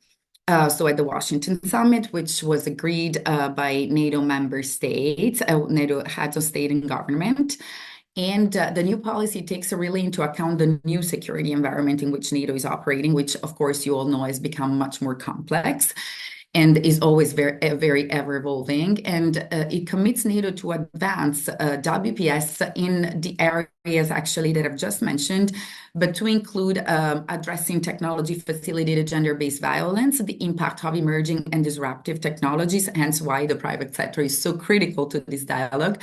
And of course, climate change, terrorism, the challenges arising from the southern neighborhood, but also to really mainstream WPS in NATO's deterrence and defense work. Because, of course, like NATO's concept of security is transforming, as you've seen from the security environment we're facing.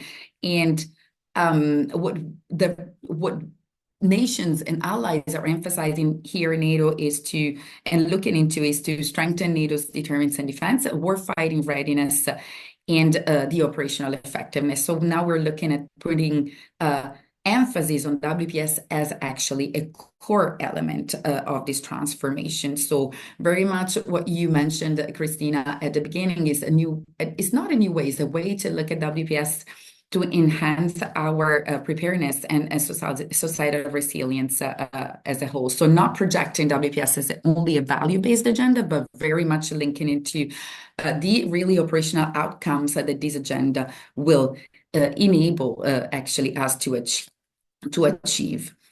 So the new policy on WPS has 4 strategic objectives. It really reproduces the pillars of the global agenda. So participation, prevention, and protection, of course, but it has a new objective on gender responsive leadership and accountability, because the work we're doing in NATO is on really building leadership capacity and train NATO leaders to advance work on women, peace, and security. We're now also working on developing the next action plan for the next 5 years to mainstream WPS in the different NATO the work strands. And we're socializing now the plan with different allies, and we're preparing for the negotiations of this new action plan actually in the new year. So as I was mentioning at the beginning, the reflection we are actually conducting here in NATO is WPS is a core element of defense.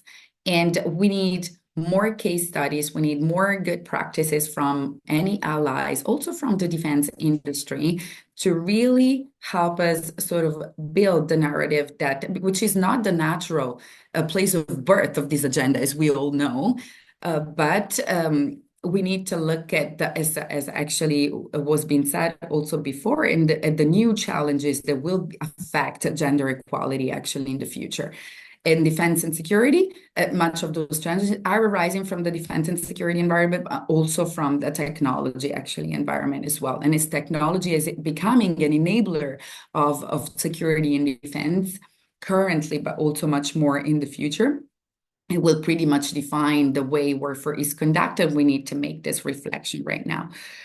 But So security is transforming, and it is a great laboratory for us to expand the WPS agenda to new areas that represent a challenge for gender equality. So such as space, for example, we did this wonderful gathering, Cristina, on space, on the mainstreaming WPS considerations in space, and it was great to really gather the different actors in the space sector, also academia, industry, civil society, private sector, to discuss actually what it means to integrate WPS perspective in such a specific actually environment, which is also an operational domain for the Alliance. So it was a wonderful dialogue, but it actually forced us to get out of our WPS bubble, but to put different actors together to discuss what concretely we can do to advance the agenda in those areas.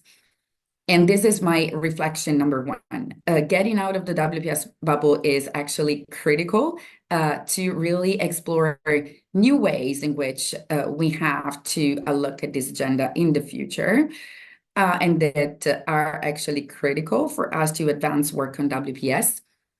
We talked a lot about participation in this dialogue, and it's great that we did it because it's a critical pillar of the global agenda. But what we saw in NATO is that participation is not really enough. We need to have women not only participate, but have a say at the negotiation tables, have a say at the decision-making tables. If there's no enabling environment around this, participation is not going to do much for us. And we have seen it with actually, when we're looking at increasing the number of women in the armed forces of NATO member states, which is still very, very low. We're talking at 13% still. So when we look at the future defense planning, we have seen that there's, even if sometimes there's women who participate and members of the armed forces, there's no enabling environment that facilitates their development, their safe space, their training, their professionalization, and even there's no enabling environment. We talked about equipment before. Somebody mentioned the need to have equipment that fits women's body. There's not even equipment that fits women's body to be able to utilize the full potential during war fighting. We've seen that with Ukraine as well. So participation is great, but the decision-making, enabling environment to make sure women can fully exploit their potential is absolutely critical. And my last reflection is that I think it's important to sort of not changing the narrative on the WPS agenda, but really to sort of reframe the narrative and picture this agenda not only as a value-based agenda. It is a value-based agenda, we all know very well, but what we're doing in NATO to make sure that this work resonates to different audiences is to ensure that WPS is much more perceived as part of NATO's core business. It's part of NATO's deterrence and defense discussions, and it is an agenda which is critical to enhance NATO's operational effectiveness and also its warfighting readiness for the future. So I will close with this, Cristina. Thank you, Diana. I'll leave you. Thank you so much for joining us and for your contribution. I really love the WPS bubble because I mean everybody's living in his own bubble, and this is something that we try also to change with this kind of event, and to also. But in the end, we see that we are all experience the same challenges in our own environment, and it's good to see and to keep connecting to also brainstorm who is doing what to overcome those challenges and what we can do all together. And like you said, indeed, the security is transforming, and technology is start to become an enabler of peace and security. As well, like you said, we have to think about the women that are joining the security sector, but also the women that are in the remote community in a country where the crisis is already there, and they have to cope with the resilience, but also with the preparedness, and to take care of the community, to also replace the men that are serving the society. And with this, I want to give the floor to Loredana Teodorusco, who is the head of the EU and International Affair and Institute Luigi Sturzo, president of Women International Security Italy, and G100 Italian Chair for Security and Defense. So to you, Loredana, the floor, and thanks. So good afternoon, good morning, everyone, and thank you so much for bringing us together. It's great to be here with many friends and colleagues, but also to see some new faces. A lot has been said, of course, so I will maybe just reiterate some observations while bringing my own specific experience working on the Women, Peace and Security agenda, and more specifically on the participation pillar, because we know that is one of the most challenging now, yet I would say one of the most essential ones. Indeed, participation is at the core of the resolution 1325. It was a great promise. It's still an unfinished job. And as I speak as participation, I also enlarge, as Diana said, a little bit the picture. So it's about participation, it's about creating the condition and enabling environment for that.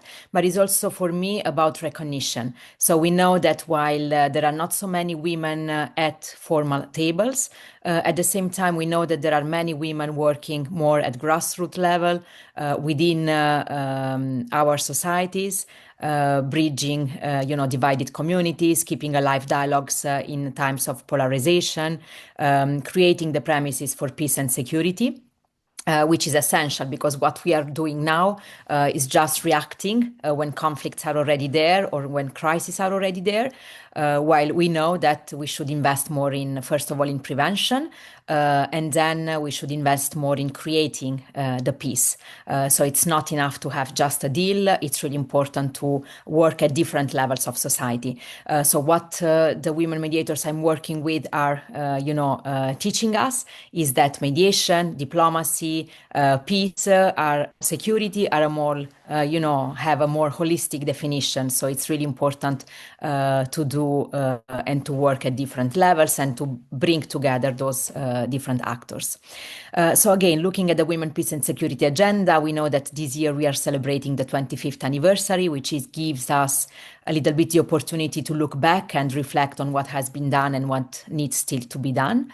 On a positive note, I would say that there is a whole normative framework in place. So there is an instrument which we can leverage, holding the international community accountable for those promises and pushing, as we said, the international community to do more because they agreed on the 1325 resolution and on the following resolutions. At the same time, those resolutions were translated into national action plans, and some practices, best practices are already there. And this is something, again, that we could look at and leverage as much as possible. As I was saying, for us, participation goes hand in hand with recognition and also with influence.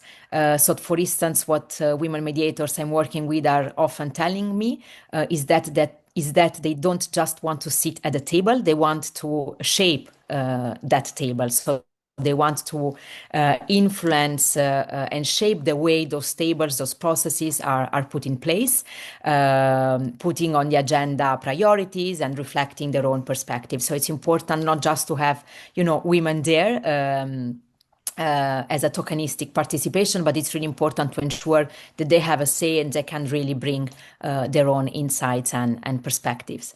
And at the same time, the issue of recognition is essential also to give visibility to what women are already doing,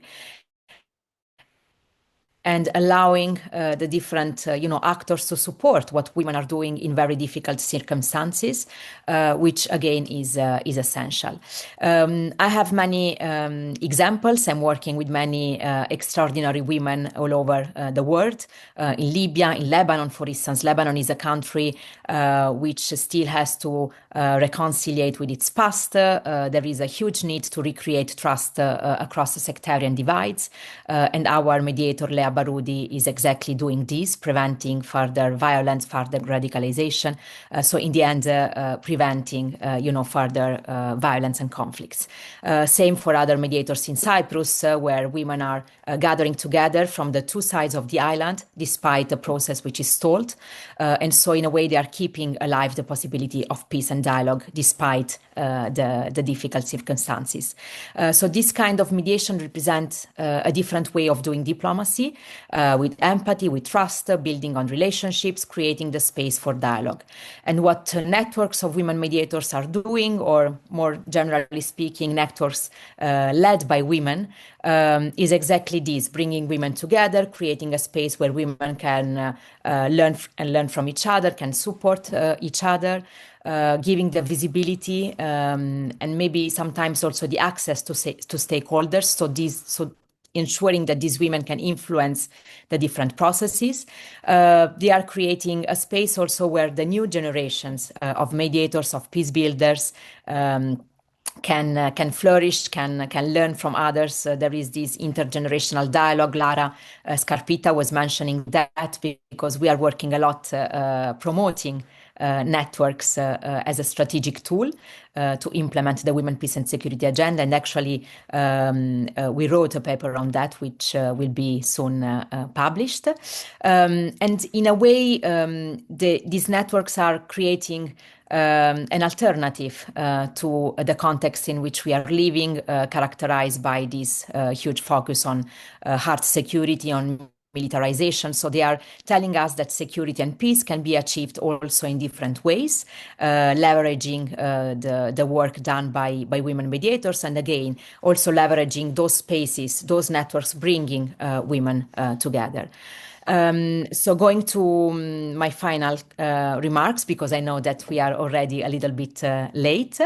I would say that if we want to move from the promises, the commitments done with the Women, Peace and Security agenda to a concrete implementation, which means ensuring that women can be there, can shape processes, can have a say, can be seated at the table, can be recognized for the work they are doing. It's really important to see the agenda as a collective commitment. This is why it's so important, especially now, in such a challenging environment. It's so important to come together, to work together, to foster strategic partnerships across the different policy agendas, across the different actors, bridging the silos which still exist. So the agenda cannot be sidelined. It's not something that we can just add on. It's really a political and cross-cutting agenda. So it's important that it's always integrated in our strategic discussions. And as was already said, it's not just about conflict, it's really about how we are addressing the current crisis. And this is something that I'm experiencing on a daily basis with my work with the Mediterranean Women Mediators Network, which is a network of women mediators launched by the Italian Ministry of Foreign Affairs, but also with WISE Italy, Women in International Security Italy, which in the end is again a network of women supporting each other and trying to find their own space within the broad security spectrum. So I will stop here, but again, let me reiterate that today defending the Women, Peace and Security agenda is more essential than ever, precisely because of the challenging context in which we are living in, and protecting and defending the agenda means giving a possibility to peace itself, and it's really the time to do more and to do more together. Thank you, Loredana. I really appreciate. I like indeed your point on the need for recognition, the need to have the women not only sitting on the table but shape the table and the future, as well involving the youth, and as well the collective commitment that is for making this agenda implemented, but also for everything. And and as well, what is also the influence of, well, what is the technology on all of this, because we are living in an era where IE will be part of our daily work and life. We cannot ignore. We need to continue to take it into consideration. And also, again, going back on Diana's point, the fact that now technology is becoming enabler for peace and security, it brings us also to organizations like the European Space Agency, where we have today also the pleasure to have Ercilia Vaudo, who is the chief of the diversity officer for the European Space Agency, but also very involved in all matter that related to education. So STEM. Ercilia, thank you for being with us. The floor to you. Thank you to you, and I'm really grateful also to be able to expose to this fantastic reflection, and I always get something with me after, so thank you very much. We can take different angles when we talk about space. For sure, there is an element related to space that is start to emerge as a big topic, and is not just space as a technology and let's go to the moon or let's go to Mars, but is what space is doing for social injustice and what space is doing also for women. And it's important that we start to see this angle, because actually there are many elements of empowerment that can involve women and goes from the STEM. Actually, space is really one of the major inspirational elements to attract girls in this kind of fields. And for instance, just to give you an example of my country, in Italy, we have that while there is a stagnating number of women taking STEM, aerospace is really going up. So there is a potential there to really reinforce this element of attractiveness.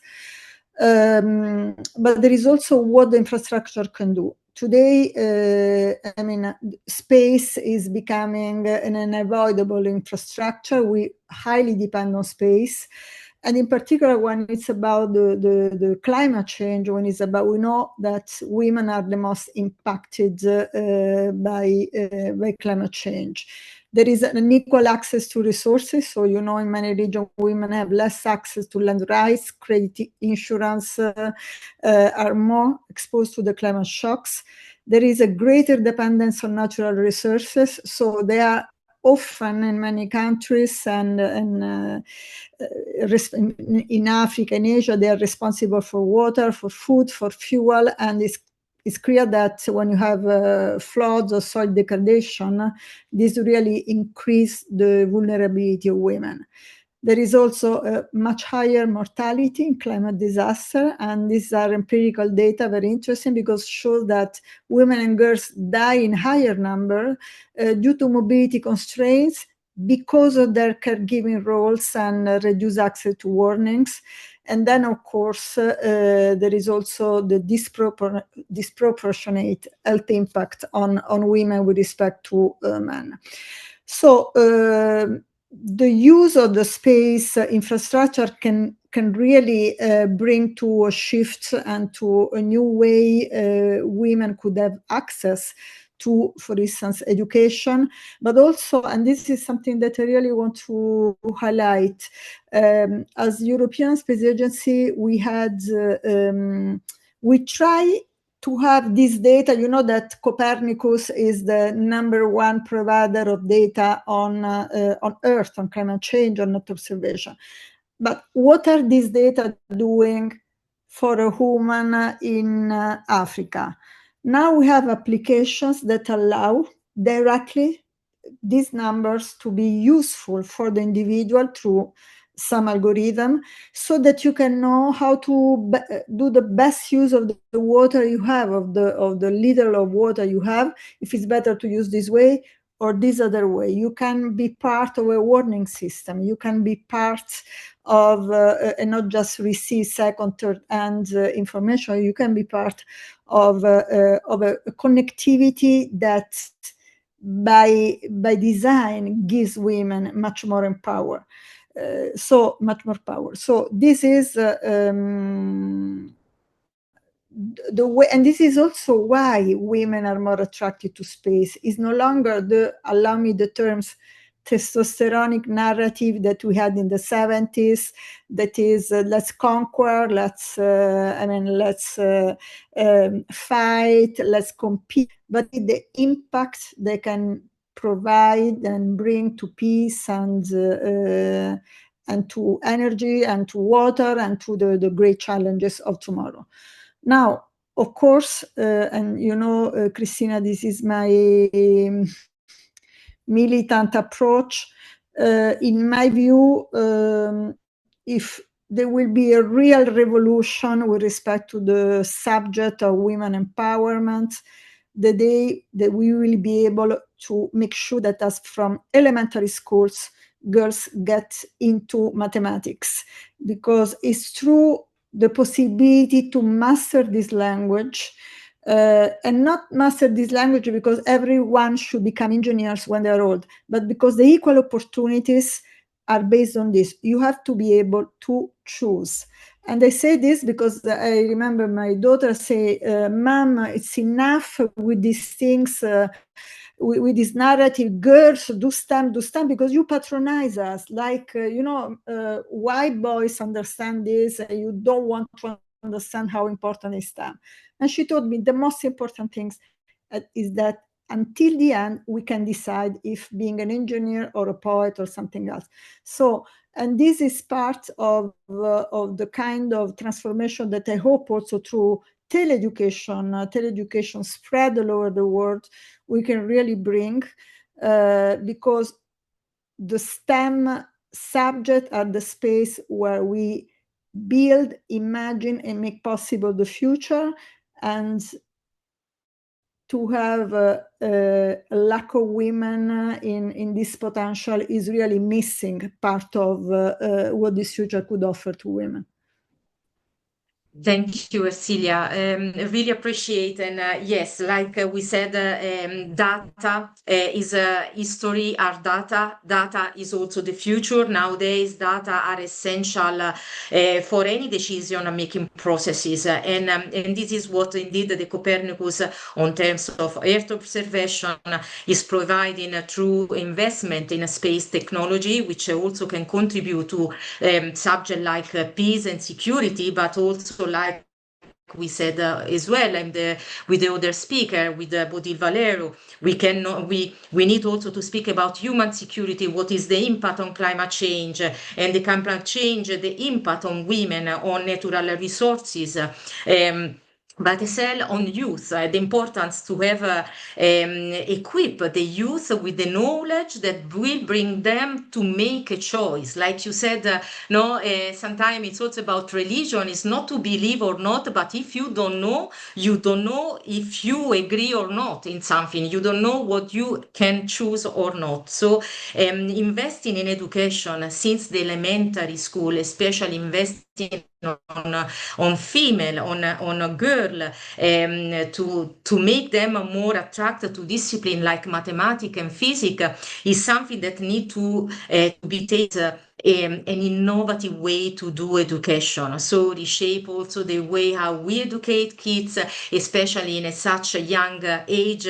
We need to be creative. So we need to bring them close to certain discipline that looks like too technical, in a way like you do, like storytelling, like creative labs that you are bringing all over Italy, especially in a remote area of Italy, because this is also what is a culture, and giving the opportunity and equipping young kids with education, with the culture, it is also the opportunity to give a new future, because when you have the education, you can choose if you want to remain maybe in education and bring a tool to change your future.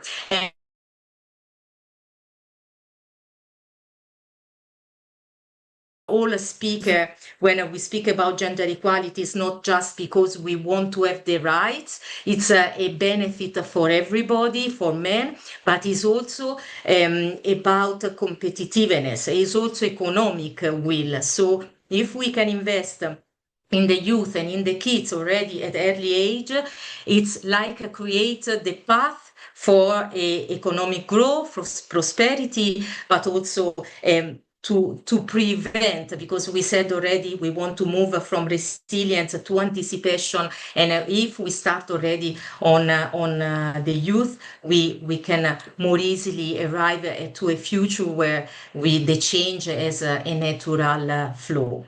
And with this, I thank you, Ercilia, for all what you do for the European Space Agency, but also for Il Cielo Itinerante, which is really something amazing that, like you said, tele-education, you give an opportunity to some kids that doesn't have by culture or by opportunity, and we need to be equal not only in gender but in all level of the society. So thank you so much for being with us and for your contribution.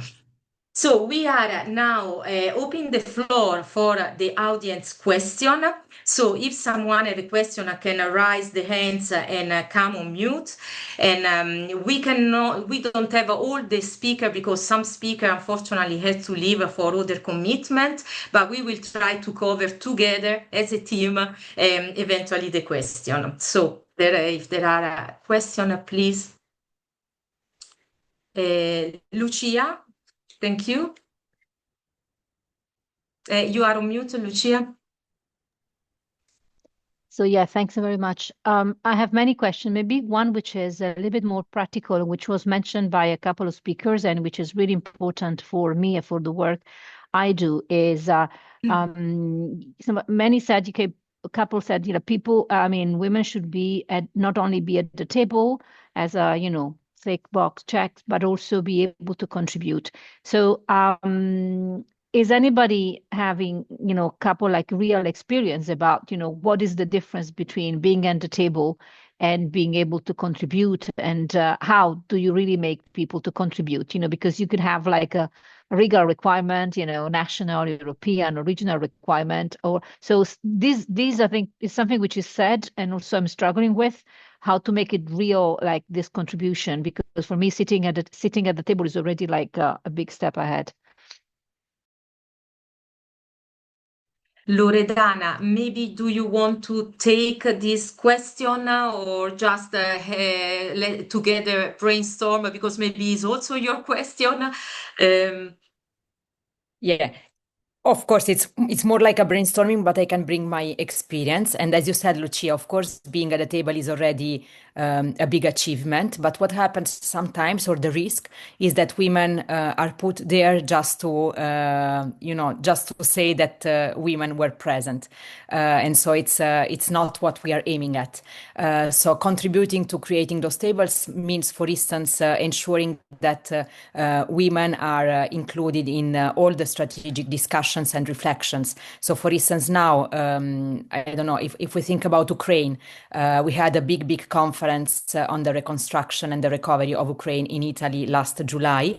And what we did, on that we partnered with Lara Scarpita and OSCE, for instance, was ensuring that women's perspectives were also included there, because of course they can bring a different perspective, their own specific experience, and they can put on the table some priorities which not necessarily emerge from the whole conversation, because we know that recovery is not just about infrastructures, it's much more than that, and women can contribute and are already contributing. So for what we are doing with the Mediterranean Women Mediators Network is ensuring that women are included also in those strategic reflections and discussions, and also partnering as much as possible with stakeholders, so we can really create this kind of alliance and generate spaces. And at the same time, we act as a bridge, linking what happens on the ground and is a little bit invisible, as we said, with the formal spaces. So in a way, we ensure that also this kind of experience can be used and can be beneficial in order to understand then around formal tables what are the issues and how to deal with them. But Thank again, you, it's a Loredana. collective effort, so Yes, we really need to work together also on this. Thanks a lot. I would like to give the floor to Lara, because maybe also from your experience, Lara, you can help us to understand how we can get this opportunity to shape and not only to sit. I have been also working extensively in the Syria context and also Libya, where we know that the struggle of having women in track one negotiations. I mean, from my experiences, the issue is twofold. I agree we need women at the table, and I advocating for a 50-50. We have the CEDAW recommendation, the general recommendation 40. We should not settle for less than 50% across all decision-making tables, because it's a replica. You don't have women in leadership position, therefore you don't have them at the negotiating table or in a decision-making table. So you need to work at multi-level. But it's also, so the numbers count, we need to push for the numbers, but at the same time, it's also important to work on the ways women can influence the decision-making tables and the peace processes. Because ultimately you can't have everyone at the table. Not every woman can be at the table. But from my experience, one thing that we did extensively, we're doing it now also in the context of Ukraine, we did with the Syria women, was to, as an international organization, at the time I was working for the EU, was to link the track one actors, the women at the track one, with the women at the grassroots level, because very often you have this gap, this which obviously creates also questions of legitimacy, in a way that the needs on the ground were then brought in an organic way to the track one negotiation processes. And of course, another way to do it is also to allowing women to influence the discussion, is also by giving them spaces to voice their demands. This means making sure that they have, for example, they intervene at open debates in the UN Security Council. They are invited, using our channels in the international arena to make sure that their voices is heard at international level.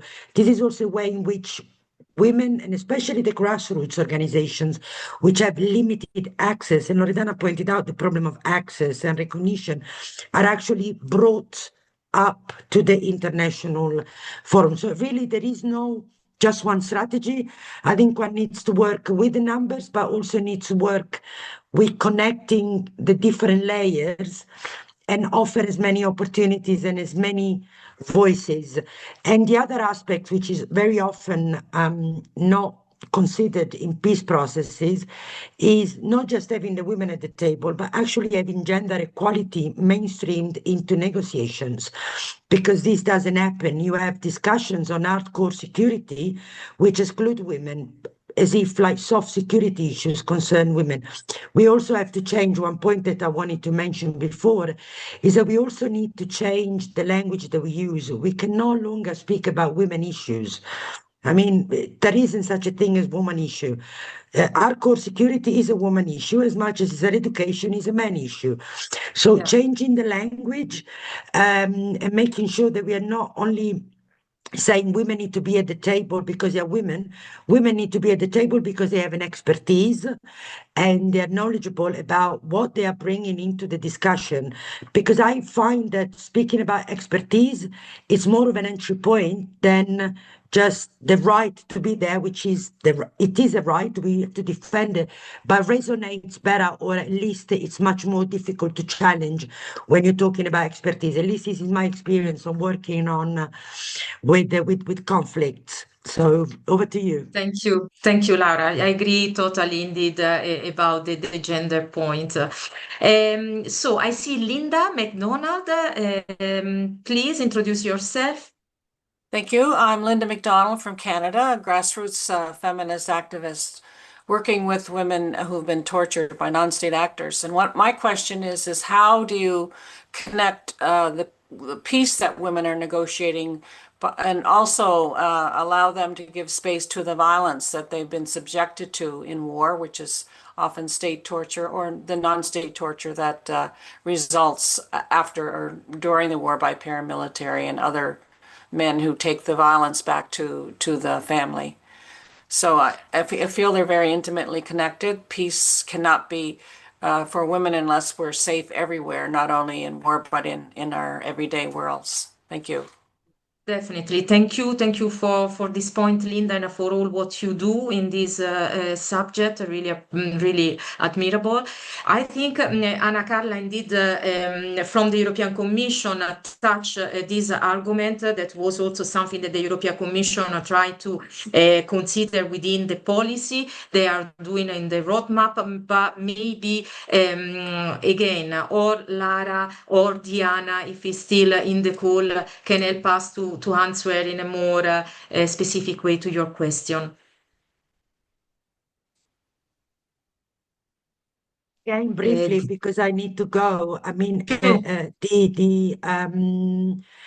when I was speaking about the reality on the ground, of course, women which are affected by conflict-related sexual violence and by torture, and we see this unfortunately growing in all the conflicts, all these associations, if they are connected to track one negotiations, it is a way to bring this to the international, to the negotiating table.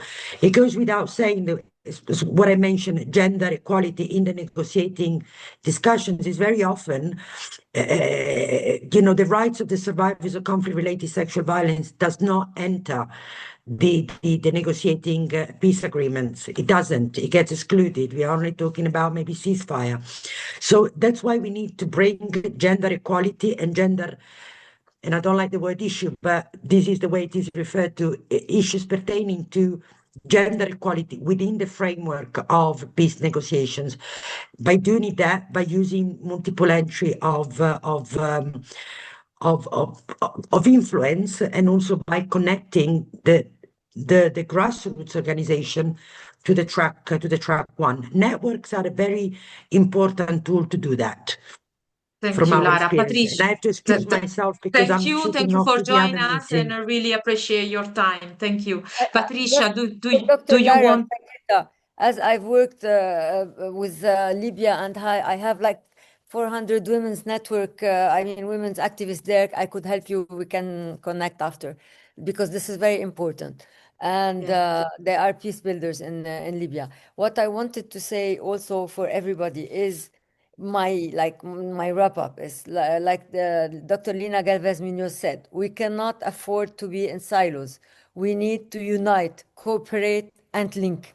The only way we can fight this backlash is by being united in all ways. And also, this is Yes, what you are right. Just very because important. we are almost at the end. Yes, all of those entities have reports. We need to have all those reports united to have a synthesis of those reports.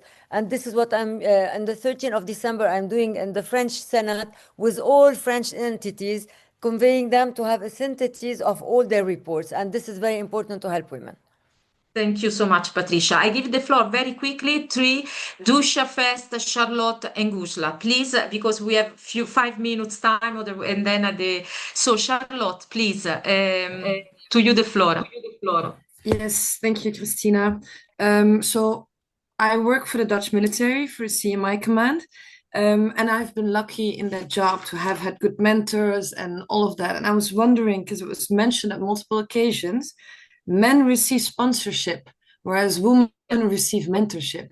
What is that difference, and how can I work with that difference?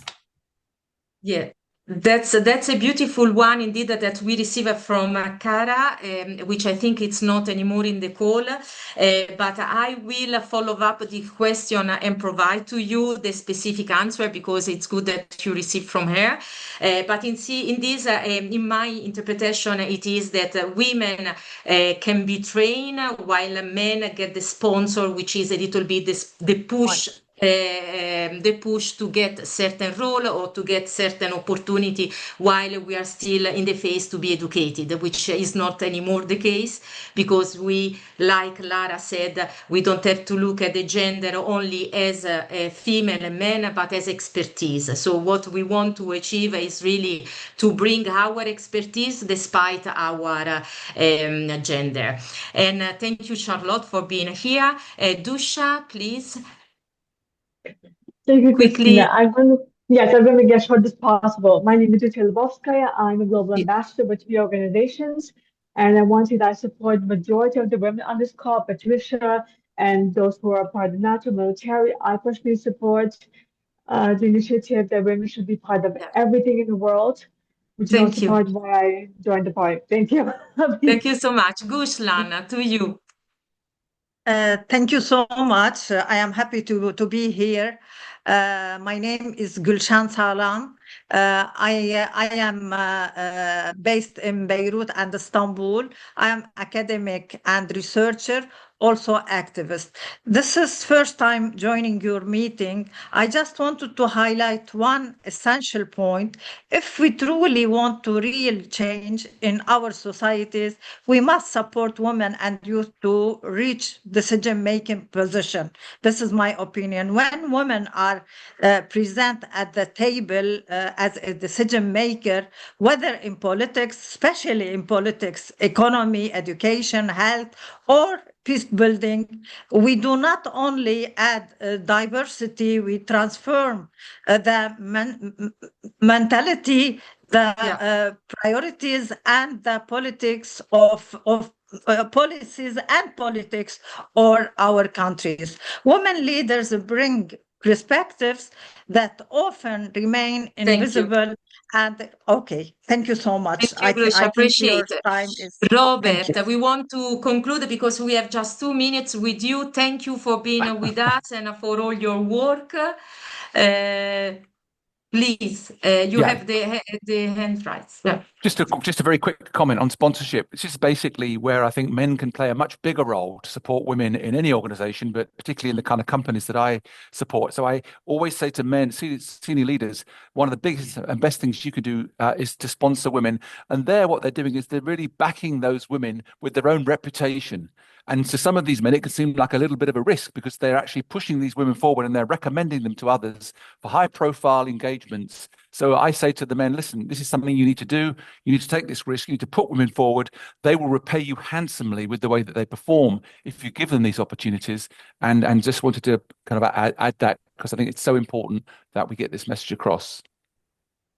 Thank you so much, Robert. And I will close this beautiful event. I really want to thank you all, the speaker, for being with us, and to the audience also to join this conversation. And just to recap a little bit on the sense of this event, I think things start to change when we start to think not about ourselves as individual, as organization, but as a group, as a society. So it's a matter to change as a we and not just as a I. And when we start also to think more than a personal ego to positive impact to the society, also all the decision-making process will be taken in a different way. So I want to thank you and emphasize indeed the need from the civil society to still strengthen and advocate the need to achieve this gender equality that is having a backlash, like we hear from Lina Galvez. It is an economical benefit for men and women, and we are missing a 3 trillion of euro if we don't achieve this gender equality. It is for ethical, but it is also for innovation, for education, for giving the youth the opportunity to shape a future which is different for what is the current one. So we arrive at the end of this the time. I don't know if the Zoom will close or we still have the time. I want to thank you all, and please continue in your own organization, in your own personal life, to do your best to achieve the gender equality. And despite who we are, just let's work together, because cooperation is the core of everything. And like said by Diana, we are living in bubble, by Dr. Arbin, we are working on silos. No, let's open the door and let's try to work all together. Also empowering women to define their own future. And on this, the G100 is doing a lot. Like Sheconomy is the platform, very agile, with educational kit, where young entrepreneur, women, or all age that doesn't have a background, or they just wish to go into the entrepreneurship, can learn very easily and have an agile access. So please have a look on the platform and keep engaging with us, because we want to continue to have this cooperation, not only just one ad hoc event, but we want to continue to work together in a multilateral way in order that we can bring some positive impact on the society. Thank you all. If you still have a question, please drop an email and we will try to address the question to the dedicated representative. So thanks a lot, and I hope you enjoy this time with us. Thank you. Thank you. And thank you for all what you are doing in your own country, in your own organization, to make this world a better place. Cristina, this was awesome. Thank you. Thank you, Patricia. I love you. Thank you.